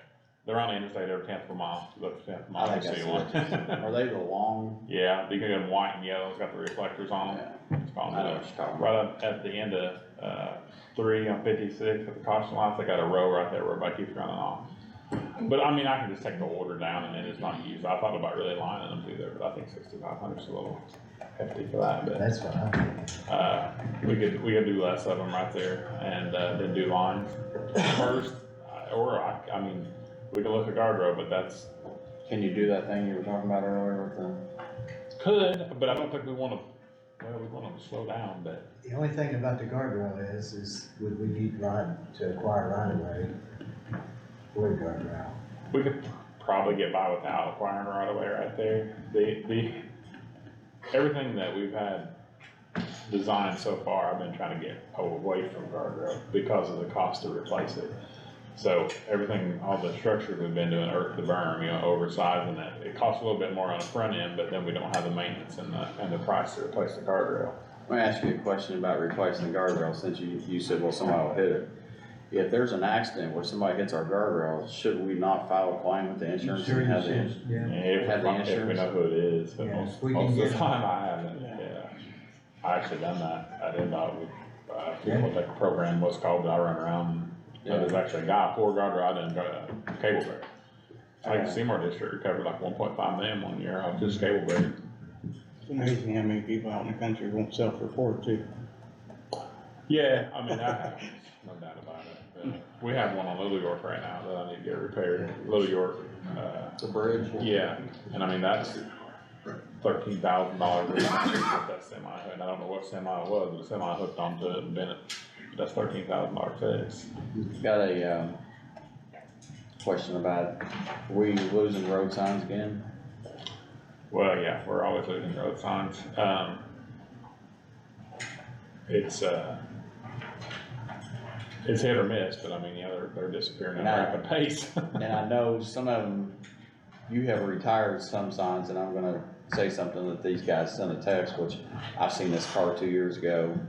There's a car riding around with 2 road signs as his back bumper, or actually the wheel fenders.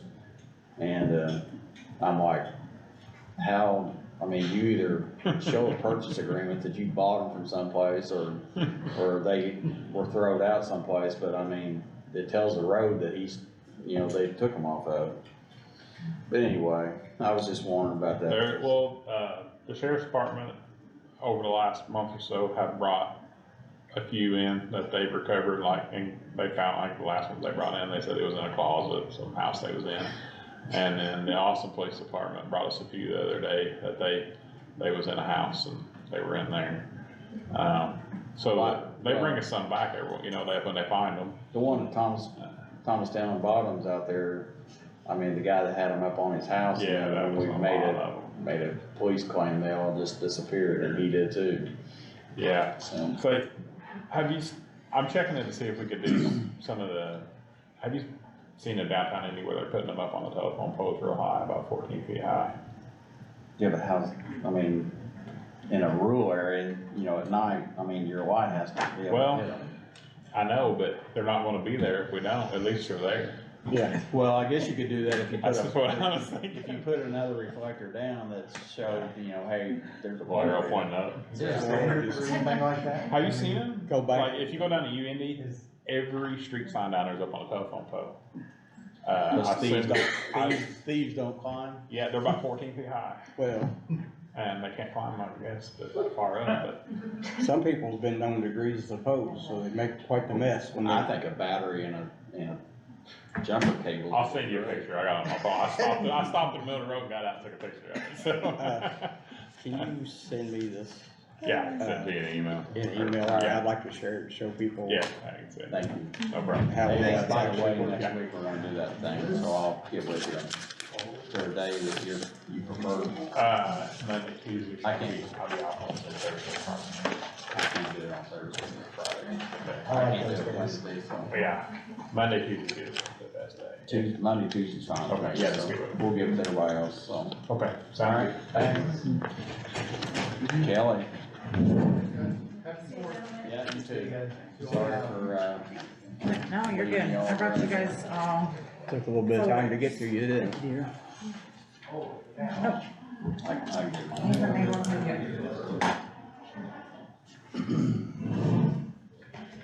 So, Kelly Hans with Holding Space Recovery Project.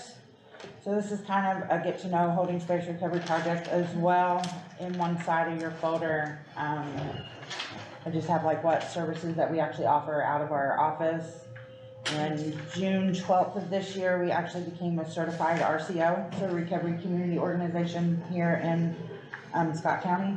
Holding Space has been going since 2021 is when I created it. And when we become a certified RCO, I talked to community members with really the sheriff, the judge. I know I had a conversation with Mike, with community corrections, probation, and to be the RCO here in Scott County, it just felt like fitting that we should take on the Scott County IRACS team, which is the program that is running inside the Scott County Jail. So on July 1st, the Scott County IRACS team officially came over under Holding Space Recovery Project, and it was no longer with Thrive anymore. Along with that contract, because Scott County was they're referred to as a legacy site, because it was one of the first sites, it was one of the first 5 in the state. This is their 3rd year. This will be the 3rd year that we will be there in the jail.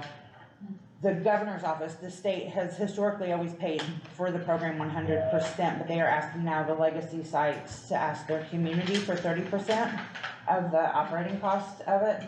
Opioid settlement funds have came out and just like different ways, to pay for it. So in the folder, in this top, on the one side, this very top paper is just kind of like a very generic breakdown, but like the total budget for operating costs for a year is $325,000, $382 and 20 cents. So the state will pay, the governor's office will pay $250,000, $217.08 of that, and they're asking for the community to pay the other 30%, which is $75,065.12. Question, Mm-hmm. is this a current program with Thrive, that Thrive is doing the same kind of thing with the 70/30? Had Thrive had kept it and been here, they would have been responsible for coming and asking for this 30% going into year 3. That's what I'm asking, so before it was 100%, now there's 70/30. Yes, so Davies County, Dearborn, Delaware, Blackford, and us are the 5 original sites. So the other 4 sites are asking their community, their counties to pay that 30%. The first year of any new IRAC site that comes on, the state will pay for it in that first year, but then their second year, they will be required to do it, where we made it to the 3rd year before they asked. Another question, Mhm. how long will the state pay their 70%?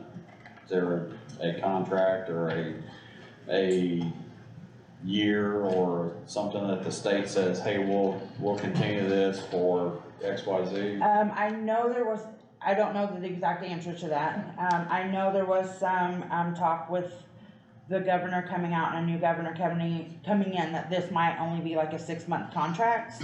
But when it was all approved, they have approved it so it goes from July 1st to June 30th. And I know that it was approved, year 3 was approved for the full year and not for just the next 6 months. So is this something that is approved through the state legislature, or is it something that's approved through just the governor's office? It's through the governor's office right now. I don't think it has went through like So legislature. it's just money he's got that he's using? Yes. So it's not money the legislature has set in a budget line that says, hey, every year you're gonna get X, Y, Z. Correct. I don't think we are there yet because it's still so new. I think they're working towards that. But again, those are higher conversations above my head. I just didn't know if you had the answer to that. Well, typically, I would think, if that's the case, then they're gonna look at their fiscal year, forecast, and they're gonna say, hey, we got X amount of dollars that they're gonna commit to that fiscal year, so I would think it would run for a year and not 6 months at a time. Yes. I think that, I think when it was brought into the discussion is because one governor's getting ready to come out at the end of this year and a new one coming in, so they didn't know if they would be able to run it for that full year, and they did, they are, so it's good until June 30th of next year, and then I don't know. Well, most new elected officials inherit programs that somebody else has started, so whether after that they wanna keep doing it is something on them, but, okay, so your ask is for the $75,065.12. Correct, and I put in the very, back of this, which I know you guys have probably seen these more times than you can tell, these are the abatement track, like the opioid settlement money. And I just kinda highlighted in there, like the different spots where we could fit in, like the, Oh, I'm sure it meets the criteria. Thrive did, I'm sure. yeah. And there's some specific in there for incarcerated populations, but then like the wraparound services, so I don't even know how much you guys are familiar with IRACs and what it is and what it has always done, in the community, so I did put some like information in there, like basic information, like what is IRACs. There's the, 24 mid-year report, so you can kind of see numbers of what, and that's all of the sites going, the numbers coming from all of the sites. So it is a reentry program. We help with substance use disorder and or mental health, or both. And it's open to anybody. So anybody that comes in, that gets booked in, if they want our services, we don't make anybody, it's completely voluntary, but if they want our services, then we will take them into the system and we will follow them. Our goal is to always, if they need a birth certificate or a social security card, they need whatever they need, insurance, our insurance navigators go in once a week with us, so we make sure that they have insurance by the time they get out. We work on a recovery plan, and our goal is most of the time going to treatment, inpatient treatment somewhere. We've worked with a lot of treatment facilities, so we'll pick them up at the door, drop them off at treatment, and we follow them for the first 30 days out of treatment, and then after that, the community peers will cover them. So Holding Space does have a couple of community peers that will be able to follow them after the IRAC team stops following in that 30 days. so you all are monitoring their progress with, Yes. So does the prosecutor or a judge ever send somebody to you? Yes, so we Kinda have, like a court order type of thing?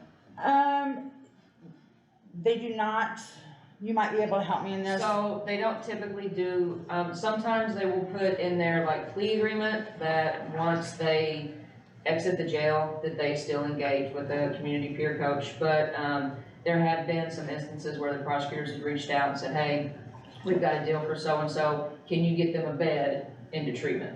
And we collaborate in that type of aspect.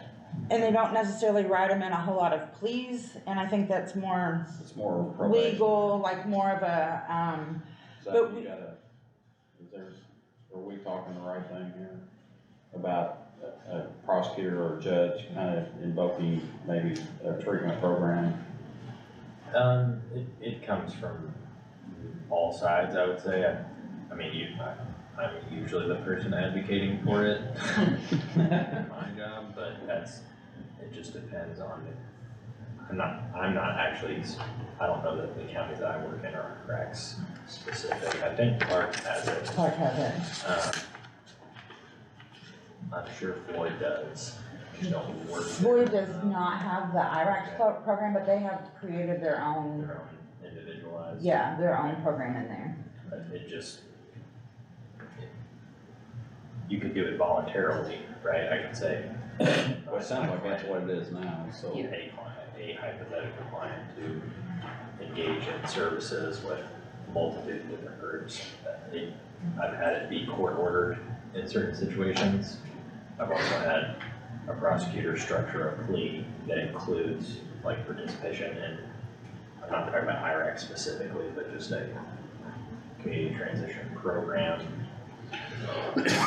Employment services. Okay. And then we have a monthly jail management meeting, so we pull, the judge is the only one that's not allowed to come, and he can't really hear, like, when we start talking about people, so he's not there, but, the prosecutor's office, public defender's office, probation, community corrections, am I missing somebody? Sheriff And the jail sheriff, commander. and the jail commander. Once a month, we all come together and, discuss people, so if the public defender's office has somebody they are working on a deal with, and we help them get into treatment, or we've had the, prosecutor's office call us on several occasions that they are working on a deal, but they wanna see long-term.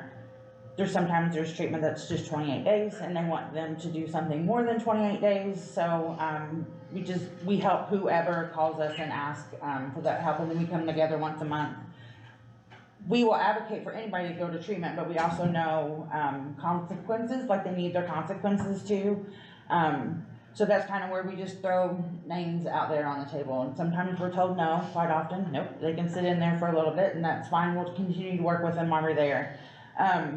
We also offer matrix group, while they're in, and we offer rap group, and I put info sheets in there, so you can kind of see what matrix and rap is. Where do y'all currently meet with all the group setting you just talked about, sheriff excluding the judge? Where do you meet currently? In here, in here on a lunch hour and during the week. Whenever the room's available. Alright. And if not, we've been known to meet in the, upstairs in the jury room or over at corrections. Do you do that with incarcerated inmates? or- No, the inmate, no it's us as a group, none of the incarcerated individuals come over. Gotcha. So, okay, I'm only asking because there was a recent request, kind of informal made, to redesign or refurbish, remediate the building that's next to the church. Nazarene Church. As a space for these types of things going forward. That would be amazing. And it will be, that's our intention. And then now we have, our group space that's actually inside the jail is, cell block 6. I don't know if anybody has been in. Part of the request is to move, to create some form of, like, I don't know, blocked off area that cell block 6 would move into that building too, essentially, but it would be a secured piece of the building. They leave a lot on it for you. Huh? They sell block 6. Cell block 6. It's what's Unfortunately. Motel because 6, people will leave a think- light on it. And it's really small, so, you know, our groups stay small, and our matrix groups stay small anyway, but our rap groups, like, really anybody can join, but you can't fit any more than, well, you're packed in there, if you put about 15 people in there, everybody's standing, and there's not enough space, and, But it's we're just, talking about using the church, and I know Greg saw it for, I think, today, and there's a lot of area there that can be utilized, and our intent is, it's our building, and we've tried since the beginning of time here to get it, you know, fixed to where the community can use it, groups like yours can use it, so that's. I talked to you about that. that's our I was gonna say, I intent. think you took us in there a few years ago, and Yeah. walked us around in there. But it's, but anyway, we had a contractor over there today looking at it, so, the question I had when you called me was reporting, and the one problem I always had with Thrive is that Thrive never came with any, and I'm a numbers person, if you have 100 people going into treatment, I wanna know how many people out of that 100 are successful, how many people failed, how many people got most of it but didn't get all of it. I mean, those are numbers that I like to know that, hey, is it working? Is the program working, or is it just somebody just, you know, turning pages and doing things? So and with the it's not? program, we have a database, and we have to do, I mean, we've even, you know, and I worked at Thrive and I ran the IRACS program and I launched the one in Clark. We have to send numbers in every month to state. The state needs to know, is this working? I mean, obviously they're not gonna fund us, so, I mean, I'm willing, I mean, if you guys want me to come every No. month, I'm absolutely willing to do that. If you guys want me to come quarterly and just say, this is what we You have send done. an email, as far as I'm concerned, but I just, If you just want to, like, copy them for forward them the same information that you would provide to the state. Yeah, I mean, that's fine. I Yeah, just, we you don't can- have to come in here. I just, you know, that was always the problem with Thrive is that they came, they did it, they left, and I never knew what, you know, did anybody Now they're succeed? gone. Did anybody succeed? Did anybody, you know, is the program not working? Does it need to be tweaked? Does it need, I mean, cause every community is different than the next community, so. Yeah. But I never knew if it was working. I mean, if, you know, if it's not working, then we need to go a different direction. I mean. We need to figure out something else.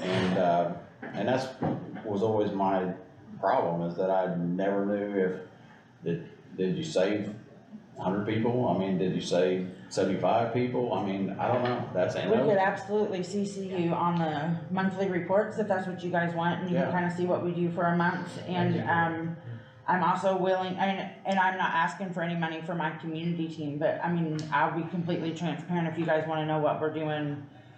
All the way down to how many food bags we give, how many people come in the clothing closet, how much peer support we offer in the community. I mean, Yeah, it's, Holding Space is created for the community. Like, we know that there's problems in the community, and I don't think it will work the way that we all want it to if we all don't pitch in and collaborate together. so are you utilizing the building in Austin? I am. Thrive did? Yeah, Okay. the lease is in, my name and Holding Space's Okay, name. that's fine. I just, Yeah. I just know I drove by there today. that's all. Who is Holding Space? Where are they out of?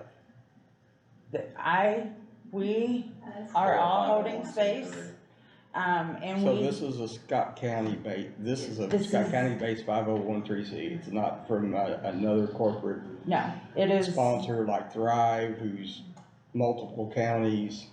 This is No, us. and one of the things that, and I think, when I had the conversation with you and when I had the conversation with Jerry, we are staying in Scott County. If another county needs some help, I will go over and help them find their recovery community. Let's build you a recovery community organization over here, but we will stay in Scott County. We will serve Scott County. So, you know, if something like was to come up and we had to reach out to get a hold of you, so who's like the two main contacts? Is it you and Lisa, or? So, Lindsay is our forensic, program manager, so she's over the IRACs. She was over the IRACs when she was at Thrive. I am the executive director, and Lisa will be over like our community. So depending on, if you have a question from inside the jail, if somebody's in jail and you want us to see them, me or Lindsay would be your go-to. Anything in the community, me or Lisa would be your go-to. I did put mine in Lindsay's cards, in there, and I think Patty's got it. Patty is our treasurer / CFO. But do you, like Thrive told before, and I don't know if you're still doing this, like, say, for instance, there's a medical run, or an EMS run or something, and that person is needing help, I mean, would, you know, or an overdose, for instance, cause, we were always told that, we'd go, you know, we get a phone call from whoever and they'd go out there. I mean, is that something that's still, something that's a program? that- Usually those phone calls come to me, and it was usually always from Dr. Crosdale, and even if he still calls me, I go out there. If anybody calls me, I go out there. There is some grant funding that has came out. The grant is actually due on July 9th, so I've been working on it. One of the things that we had started to do before COVID happened was to try to build an overdose response team. And that COVID happened, so like everything kinda, and then it never gained momentum again. But one of the things that I wrote in that grant is to be able to hire 2 more, like, community for like an overdose response team. So like we can get them to come to the fire department more, the paramedicine program, I know, Nick has talked in some of our fatality review boards, like how can they incorporate some kind of peers in paramedicine. So I am writing a grant to try to get more peers so we can kind of get an overdose response team up and going here in Scott County. And I'll need help with everybody when we start building that, like what does that look like? What does the community want to see happen? Community buy-in and help building that.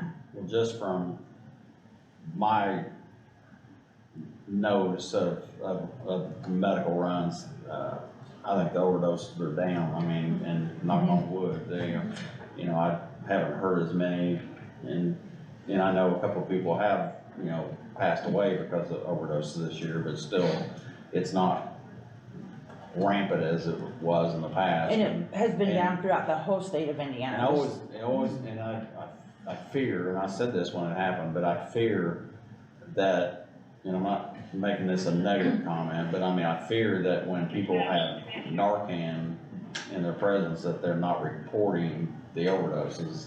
And so you really don't have a good number of, hey, is it really happening, or is it, False sense of security. or the numbers are down, or they're self-medicating, or whatever. So I mean, again, that's, I'm not trying to be negative Nancy, I'm just saying that you don't know if that's a true number anymore, that, hey, they are down, or they're not down, but yet there's enough Narcan out there that people are using it. Well, and we have like a street outreach team that goes out and sees people, and one of the questions, and this would just be a self-report, but one of the questions that we're getting our team to start asking is have you used Narcan on anybody, since the last time we've seen them? Yeah. And how many doses have they used? Again, that would be a self-report, but that could probably give us a little bit more of a clearer number. If they are self-reporting to us that they have, 100 times over the last month, and then Nick says, well, we've only gotten 20 calls, so then we know that they're doing it. Yeah. And Well, the again, other it's part of just a that, self-report. and I know he's not paying attention back there, but, I feel weird. have you talked to them about, We've talked to how many Narcans they should be telling people to use, and how many not to overdose? We've had that conversation, there's a difference of opinions of what we do. We have people stop at certain thresholds, but that's a medical thing for us, obviously. People's idea of Narcan use is different than ours. Ours is to make sure they're breathing, others people's to make sure they're alert and awake, and that's two different ideologies of thought process, so Okay. just depends on usage. And there has been, and I asked him, other organizations have started going from 4 milligrams down to 3, so before I made that switch, I did talk to him about it and asked if that was and he liked that idea, so we are, we're gonna make that. I just wanna make, cause I know, and I'm not beating the police up, but a lot of times they're giving them, 16 milligrams. four Four Narcans in, well, Black pulmonary edema and stuff, so there's enough there's enough to go and not to go, so I just wanna make sure you guys are on the same page. And the people you're talking to said, hey, you can do it, but don't do it, overdo it, so go on. Are you guys gonna do anything in the way of prevention for kids? No, to be honest, so we are certified peer recovery coaches, and we can't really work with anybody. There's not a credential out there for that, to like specialize in kids yet. I have asked, cause I know Carissa, I'm with C, so me and Carissa do a lot of stuff, so I've actually reached out to our credentialing agency, like, even like when it comes down to teenagers and you have, like the parents' permission, and there's just a whole lot that goes along with youth, so I don't think there's an actual credential out, for that yet, cause there's a lot of red tape, if you know what I'm not clinical, so I even had a parent reach out to me, teenage daughter, flunked a drug screen, got in trouble at high school, and like, she wanted me to start working with her daughter, and my credentialing, I'm not capable of doing, I don't think that I'm not capable, I just don't want any liability issues to come back on me, So because they're underage. what would it take to have somebody on staff? Is that possible? I would say it would have to be underneath the clinician therapist. Mhm. And I'm pretty sure that CEAS has that going on right now, and they're gonna be. Well, me and Carissa have big ideas when we're in a room together, so more to be revealed, hopefully later on down the road. To be able to have a clinician that is there and on call with us, not so much on call with us, but if youth come in, that we are able to get them to a clinician. We're working on logistics. As a peer coach, though, we don't work with anybody under the age of 18. We don't work with them, but we can also, like, if a parent Refer calls, them. we can refer them out, because we know the treatment centers that do take juveniles. They're getting help, they just, you Just can't not do it. directly from, Okay. we can talk to to parents. So, Is there, okay, is there any more help out there other than CEASE? Not with you guys, but is there another program out there that we need to talk to about, helping the kids? I mean, for education, young childhood education I was about just saying this. maybe impact. Well, and then the partnership, they do, they have a lot of prevention programs. Like Dylan Baker is with he's the DFC coordinator, so there's a lot of prevention programs that run through the partnership, and like they've created Empower, the Youth Coalition. I think it's Kim. Well, I mean, we've Williams. given them more money than they've even asked to try to do that, but I didn't know if there's another program. I mean, well, I think you probably have, You have Lisa Harold, who does, Teens Linked to Care, and she's in, D1, so she's in Austin. I don't think Scottsburg has ever taken that one on. And that used to be like a grant funded thing, and now she's been finding her own grant funding, so that's all youth. So I know she's actually in the school, a few days a week. I keep looking at Lisa, cause I might forget some of this. She's in there a few days a week and does like an after school program with them, and then like on Fridays, but they don't have that in D2. So, I mean, there's other entities that are doing, and I also MAD know. does, I mean, don't they? I guess what all right, reason I'm asking, I'm not asking you guys to do anything. Reason I'm asking is because we're gonna redo this church building. We're gonna make this, and you're not gonna utilize it 24/7. So I'm trying to figure out a way that we can utilize some part of that building for youth. Yeah, and that's why I'm asking, And because then, I don't know. JD. But I will say that I'm very glad that you guys are coming in. This is not dry, this is Scott County people. Yeah. I know you guys ain't gonna disappear on us. I like that. You know where we're at, you can Yes. find us. And then there's JDAI. Heather Law used to run that program, and it's more justice involved juveniles or at high risk for them, and that runs through the court system, so with the probation. But I know she got a, Friday Night Live is what they called it, and it was at the Presbyterian Church. They used to do it every Friday night, and then I think it's now might be a couple of times a month, but it was somewhere safe the youth could go on a Friday night, hang out with each other, play games or crafts or whatever it was, and then have a meal. So the Presbyterian Church has been wonderful to our youth and to us in recovery. So you guys get a building going over there, we can pack it full of some youth for you. Okay. All right. I think it falls directly into the restricted program, so. I think we got it, don't we? Oh, we got it, Yeah.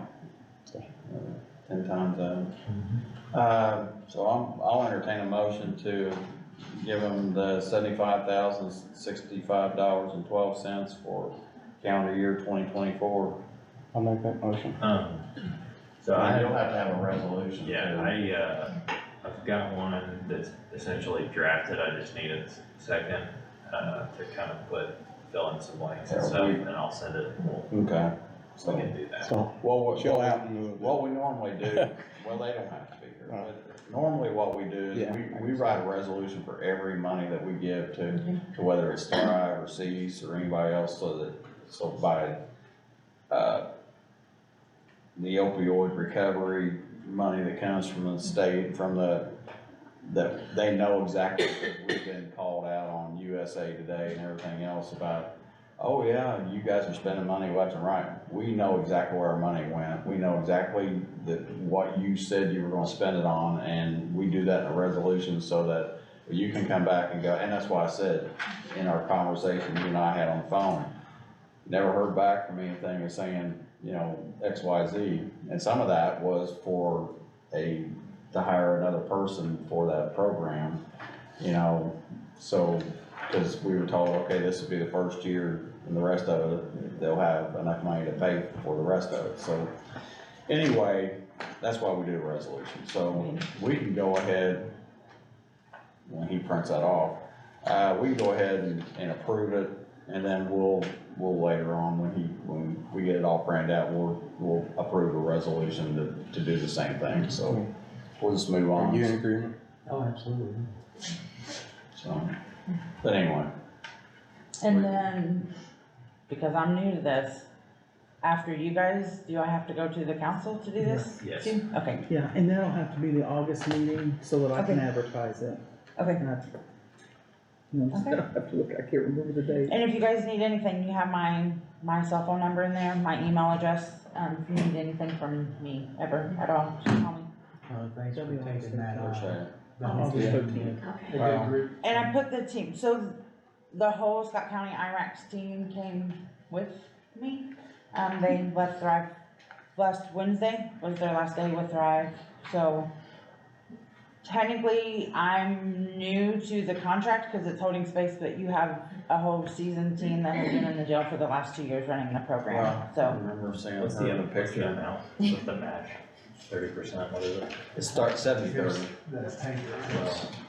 Here's Oh, the right. total amount It's on of this. the, yeah, the top, and then, 75. so I don't need anything else, you guys are amazing, thank you very much. Well, no, you guys, I appreciate your We work. kinda feel like there's less smoke and beers with you guys.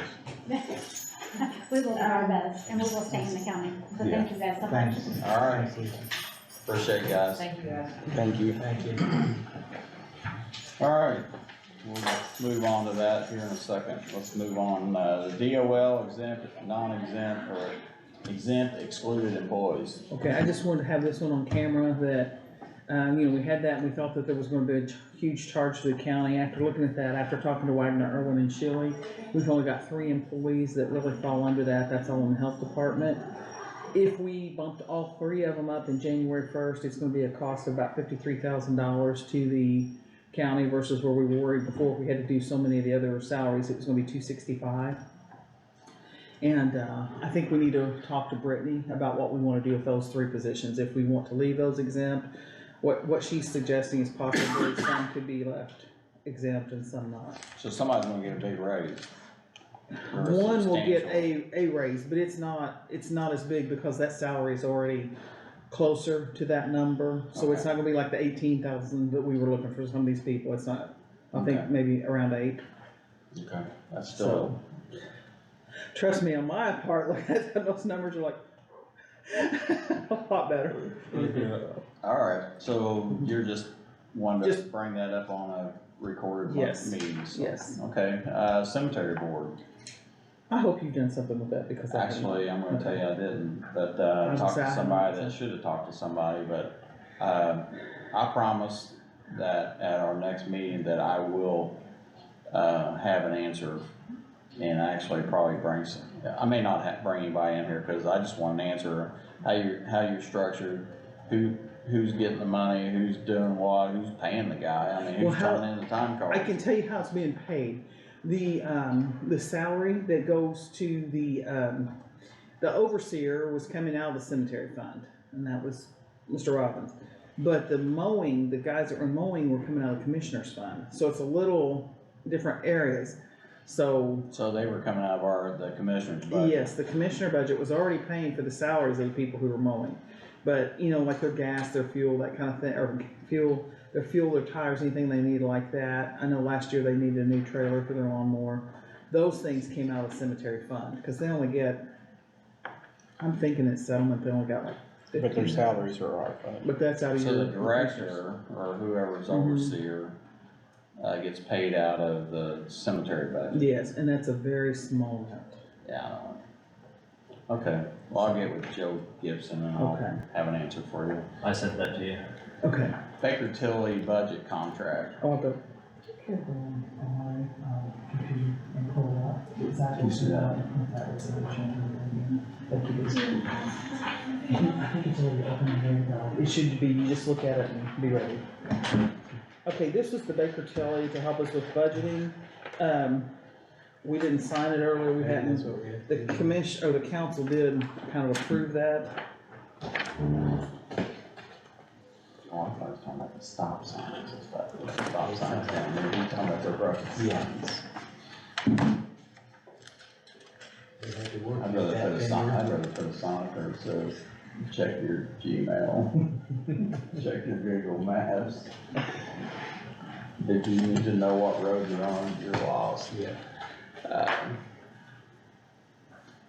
So I guess my question is, and I think I know what this is the Baker Tilly budget contract to help the With council out budgeting, again yeah. next year or this coming year. I guess my question is the council wanting that service? They did, I think it was Jason that was here and maybe someone else. And they had indicated at that meeting that yes, they did wanna do that again, but we'll be handling that much different. Is than what we there did. a limit on, or a ceiling on? I don't think it was listed in that. There was on the first one, but I don't think there is in that one. But I promise you, it won't be like it was the last one where they come down here and sit. We're It's a not, pretty open contract. we're gonna do things differently. Well, and I mean, I think Baker Tilly is an excellent organization and they do us a great service. The issue I think there is that I think people need to understand that when you're calling, Baker Tilly or an attorney, Everything's- every time you call them, you are being charged. Well, and we had them come and sit in these meetings for hours, but. Yeah, they don't need, I mean, they need to be, hey, Sit down, does that. we've done all this and here's where we're at and what do you think? Yeah, I mean, there'll be a few phone calls that I'm gonna need with them, there'll be some questions that I'll need, but it will not be as intensive as it was last time, but What's the it's 15, 15? resolution number 15, yes. Alright, I'm gonna go ahead and read this while Zach's out, leave that for him to see. Resolution number 2024-R15. Zach, will you look at that and see if that's Baker Tilly's contract to do the budgeting? Yeah, and let's, just for this, because they actually highlighted the qualified uses You wanna that they enter put that? in. Make Yeah, that if we just exhibit keep with this as a packet, I listed it as exhibit A, I think. Okay. Alright, resolution number 2024-R15, approving certain funds for opioid abatement distribution. Whereas pursuant to IC code 5-22-2-13, Scott County is a governmental body and we're under IC code 36-2-2-2, the Board of Commissioners of Scott County executive for the Scott County. Pursuant to IC code 36-2-3-2, the Scott County Council is the county fiscal body for Scott County. Whereas the Scott County government has received certain distribution pursuant to distribution settlement agreement and the Indiana Code 4-6-15. Whereas the Indiana Office of Attorney General has prepared a list of approved opioid recommendation uses with the approved priority giving to those listed in Schedule A core strategies and Schedule B approved uses. Whereas the Scott County IRAC and integrated reentry and correctional support program as managed and directed by Holding Space Recovery Project has requested certain opioid abatement funds for the purpose of providing recovery service for incarcerated individuals with OUD and providing comprehensive wrap-around services to individuals with OUD. Whereas the list of opioid recommendations, Schedule B, approved uses, I will just tell you that in that Schedule B, those mirror the, subsections that were, some of the subsections, not all of them. There's a myriad that they qualify under, but that's just a series of, based on what was discussed, the most pertinent, it seemed like. So those are evidence-based treatment recovery support programs, to deal with transition, people who are transitioning in the criminal justice system from incarceration to out of incarceration, but are still maybe in contact with the criminal justice system. Support people in recovery, and use evidence-based practices and strategies that include wraparound services to help those individuals with housing, transportation, education, job placement, job training, and childcare. Provide counseling and peer support and recovery case management, and provide people with access to those services. So without going, we don't have to go through that entire piece there. That's just some of the things. They clearly qualify. Their packet, which describe exactly what their request was, and the types of services they would be providing. We've included as an attachment in Exhibit A, and the total amount is $75,065.12. Okay. All right, I'll entertain a motion to approve resolution 2024 R15. I'll make that motion. Randy makes the motion, Greg. I'll say. Greg seconds that, and I'll make that unanimous, so. We are in 7 on this day. What is the current, amount in the abatement restricted category? 700 and some thousand. Okay. I'm glad he knows, cause I didn't think it was quite that I much. know it's a substantial amount. So. Yes.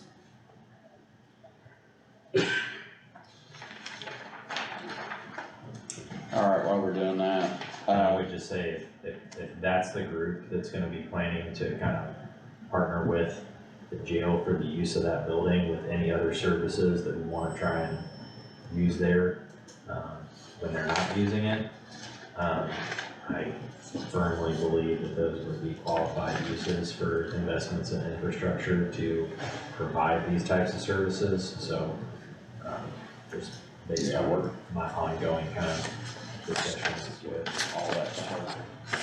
outside counsel on when we could use these things, so. That needs to go with the budget. Oh, I thought that was more. All right, capital asset policy ordinance. Okay, that was an ordinance that I sent to you by email, I forgot to print it off, I can, but that was for, Oh, yeah. I see no issue with, I mean, it's a services contract, the services and hourly rates are outlined in there. You know, I would say that's entirely up to you guys in terms of contract, and it sounded like the council has already reviewed it, essentially knows what the cost could be. Okay.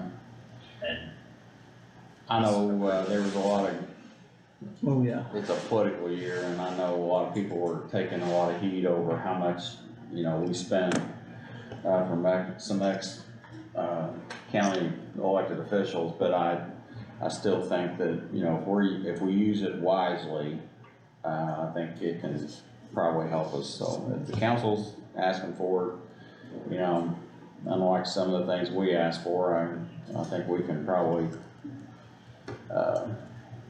approve to let them have something, maybe they'll see fit to do something down the road with us, but, and I know that's a jab, but I'm doing it anyway. So anyway, You said we, just don't use that too freely, cause it wasn't we. There wasn't no we to it, but. Yeah, I'll entertain a motion to, at the request of the council, to enter a contract again with Baker Tilly for the calendar year 2024 for the budget cycle, so. Well, I'm going to, because Baker Tilly is a good, they're a good, corporate, or, what I wanna say, they're good at what they do. And, Was that a motion? yeah, yeah, only because Baker Tilly is good at what they do. Yeah. That's a motion. Alright, Randy's made a motion to enter into contract for the council with Baker Tilly for the budget cycle. I'll say. Greg seconds that, I'll make that unanimous, so is there a signature line on I believe there is. there is on the last page. there? Moving along, while I sign my name here, capital asset policy ordinance. I emailed that to you guys, I kinda wanted you to review it, and especially Zach, that was the one that, Joseph Wells had put together for, it's the valuation of our properties here. Did you get a chance to look at that? I did not, but, We can table it to the next one, I forgot to print it, I can print it. Can we table it? Honestly, I have not. Okay, as I said, I'd like for you to look, he did give me that a little bit back, but that's something we've been working on, and it kinda fell off the radar with me. I Alright, don't think I've ever, I opened it, I forgot to go back to it. Okay, I was gonna so. say, that should have been in that group that I sent you that had the agenda, okay. I'm sure. I'll entertain a motion to table it, the capital asset policy ordinance. I'll make that motion. Randy makes a motion to table it, Greg? I'll second. Greg seconds that, I'll make it unanimous, so dossier contract title. And this is one I should have had signed earlier in the year and I misfiled it. This is, it's an agreement for professional services with him that, and all three of you will Is need to this a sign. rotation or is This- this an annual thing that we do? It is, and what it, he computes our, Title 40, for the auditor's office. He does the clerk and the auditor. So And it's I just a think, renewal? yes, it is. I guess everybody look at it. It's just generic. I'll entertain a motion to accept the Dawson contract for title. Did it go up? I don't believe it did. I don't think so. I don't know what it would have been last year, I don't know either. so anyway. I'll make the motion. Randy makes a motion to I can enter get you a copy of into the 23. a Dawson contract for professional services. It's a ongoing yearly thing that we do, so. I'll second. Greg seconds that, and I'll make that unanimous, so.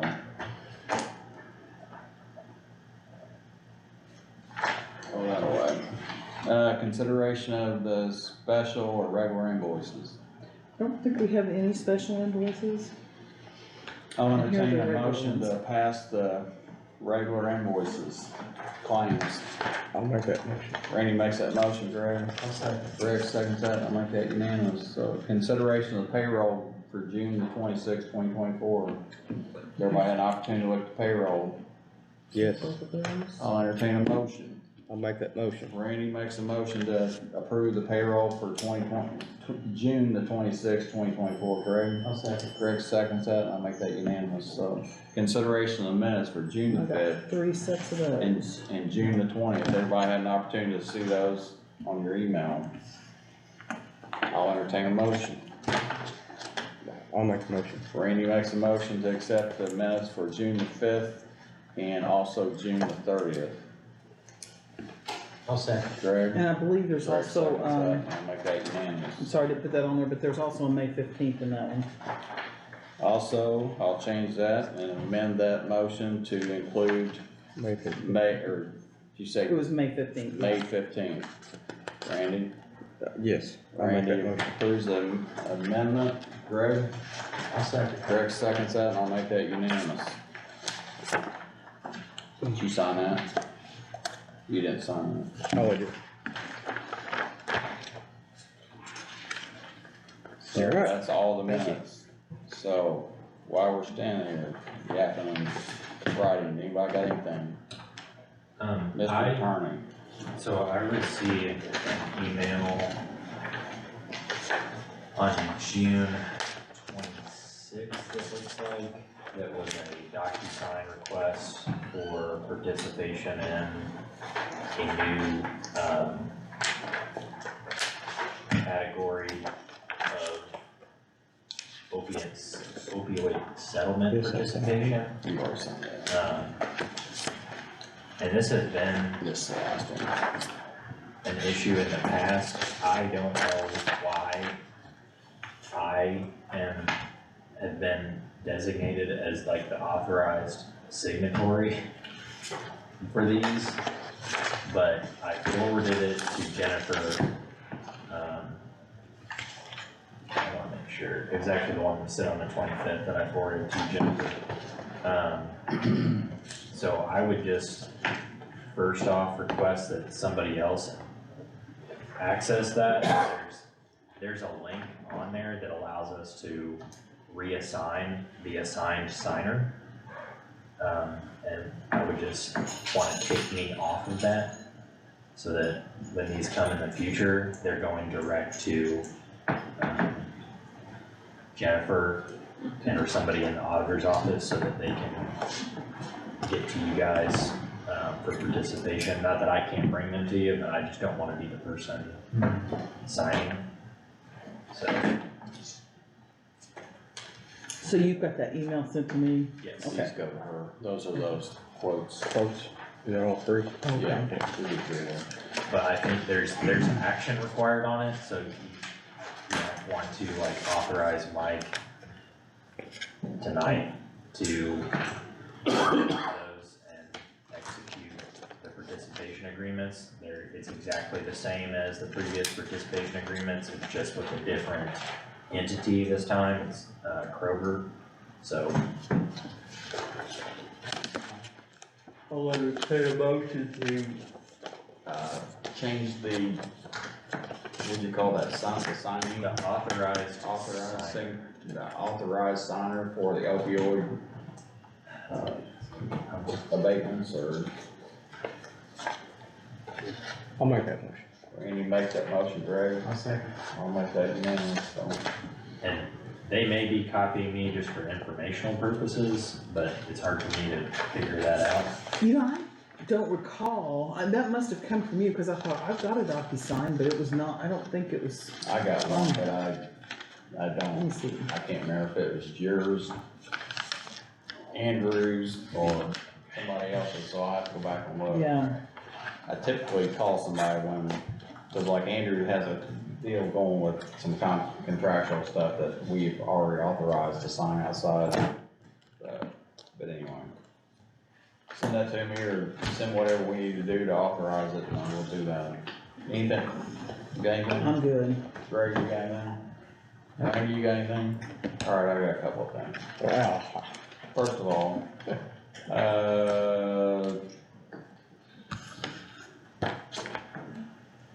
what would you guys think about cutting the little scrub tree that's in the northeast corner over here in the flower bed, and the one in the southeast corner flower bed? Jennifer, I just sent you another one. The ones that, I mean, they're just, Redid my They flower, don't they? Okay. access Well, they're- again, so I just resent. In blue? originally that'll be they're the, crab practice apple line. trees, but they are out of control, and, actually, I heard Tuesday night that, the city, one of the city electric guys come up to me and said, oh, we're cutting a tree in your courtyard. I'm like, no, you're not. And, he goes, oh, yeah, it's, I guess there was a power line that runs into that pole right down here, and that tree is all intertwined with that tree and power lines, and I guess they went to the mayor, and the mayor goes, cut it. Well, it's not his tree to cut, but Well, I mean, they can trim it. well, that type of tree, it's not a trimmable tree, because it's not one that you can shape up, because it's a scraggly butt tree. I mean, I'm just asking, I mean, I know you are. because I think they, after they took these two trees down over here by the War Memorial, looks at 100,000, because I was fretting over that. But since they did it, it looks 110% better, and I think those could too, even if we replant another tree there that, you know, would bloom like a dogwood or something that. Are these trees, I'm sorry, I don't know, but are these trees dedicated to anybody or? No, these are trees that when the mayor, Graham, put crabapple trees all the way through town, they got two of them put there. And I don't think they're very ornamental trees. What do you think, Nick? Something a little less maintenance, I think would be good. Don't even. I mean, Say a word. as long as we're doing a flower bed or something, I just don't want to look bad. Well, send me a text, because I think they both look terrible. And this one's got a dead thing up through the center of it. That one over there, there's another tree beside it, and it's almost, they're grown into each other. And it's. I will say that one's not fun when you're rounding the square and there's like a bunch of vehicles, cause you can't see until you're already committed. It's just a bunch of gobble stuff over there. I'm gonna say this, and Nick's here right now, so, there is a sign that we ordered, and I think all three commissioners approved it back last year. And we're gonna have a dedication next week out in front of EMS to dedicate a road to an employee, so. That sign's in, so, we're talking Monday, Tuesday next week, so what works best for you? The hospital, I guess, would be. The hospital has been in agreement as long as Nick takes down 2 of his obnoxious signs. I'll do my sign off later. But anyway, if somebody can be there taking a picture, that'd be great. But we'll plan on, Monday would be better. let's plan Monday. on Monday. Monday, what time? What time's good for you? Time's good for you. This Monday? Good for me. Yeah. I'm afraid I cannot be here. Well, I want you there, so, Huh? I said I want you there, so I understand, I'll be in North Carolina, you can be in North Carolina on Tuesday. yes. I'll be back in Well- Scott County on Thursday. I'll be gone. How about the following Monday or whatever? 'Cause, I mean, it's. The following Monday works for me. You good with that too? So, what is that? 15. So I'd like you to do it on Thursday. I'll be in Lexington, Kentucky. That would be the 15th. So What let's time? just plan it at, what time on Monday, the 15th, will you be available? Well, since you're changing it for me, I will make it available whatever time you guys tell me to. Well, I'll be easy to get along with this time. I'm gonna do about 10 o'clock. Okay. 10 o'clock next month, Nope. 10 o'clock on the 15th. on the 15th. Oh, yeah, Monday after It's next. the 15th. Monday after. 10 o'clock, I will get with Kevin. I should have said that. All right, I don't have anything else. I entertain a motion to. I just wanna make one thing real quick. Oh, wait, I do have something else. So, last Thursday, I gave a presentation, for Scott County down at One Southern Indiana's Economic Development Council in front of that group at Dan Christiani's new headquarters, which is very impressive down in Charlestown.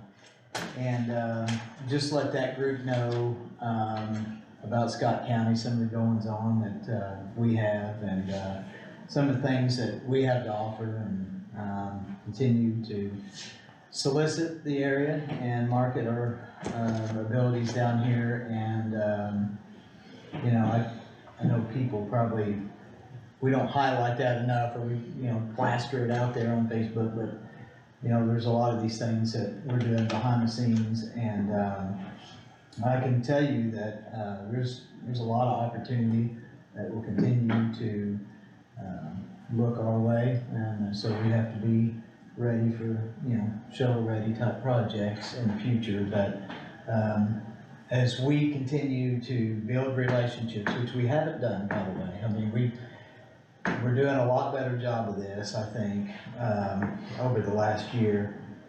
And reaching out, working with those folks and building strong relationships in the area, especially with, not only with One Southern Indiana, but our friends at River Ridge and those places, that things that may not work down there could potentially work for us. So again, it's just about building these relationships with our partners down south and take advantage of those relationships. So I look for, you know, things to continue to build and improve, and I'll let that group know that we brought on Chris and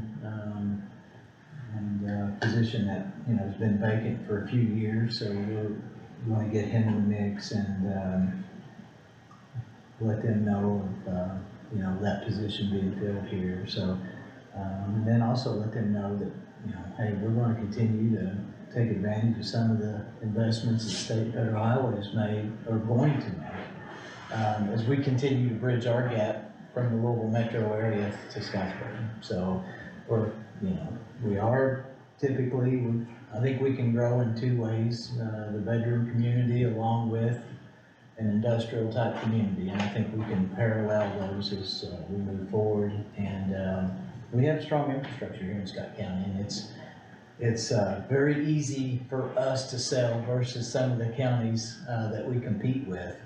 And you know, we're good for not only transportation, we're strong we have a strong infrastructure for transportation, not only for manufacturing, but we also make it good for commuter, mobility needs. And I think we meet all of that across the board, so, I think there's good things to come. I just wanted to report, that, we are involved down there and there's always a lot of questions for us. It's refreshing to know that they're starting to say, hey, you know, we thought about that area, or hey, what's going on up there? Because, you know, we can right now, we're still at that level where we can, afford some marketability with the affordability that we have and price ranges and things, compared to Clark and Floyd. So, anyway, just report on that meeting the other day went well. Well, I don't know if we need to do this or not, but I'd like to amend the agenda to, talk about a subject here real quick, so. If you entertain a motion to amend the agenda. Yeah, I guess I'll do it. One second. So Randy approves, or made a motion to approve the agenda, and Greg seconds that, I'll make that unanimous.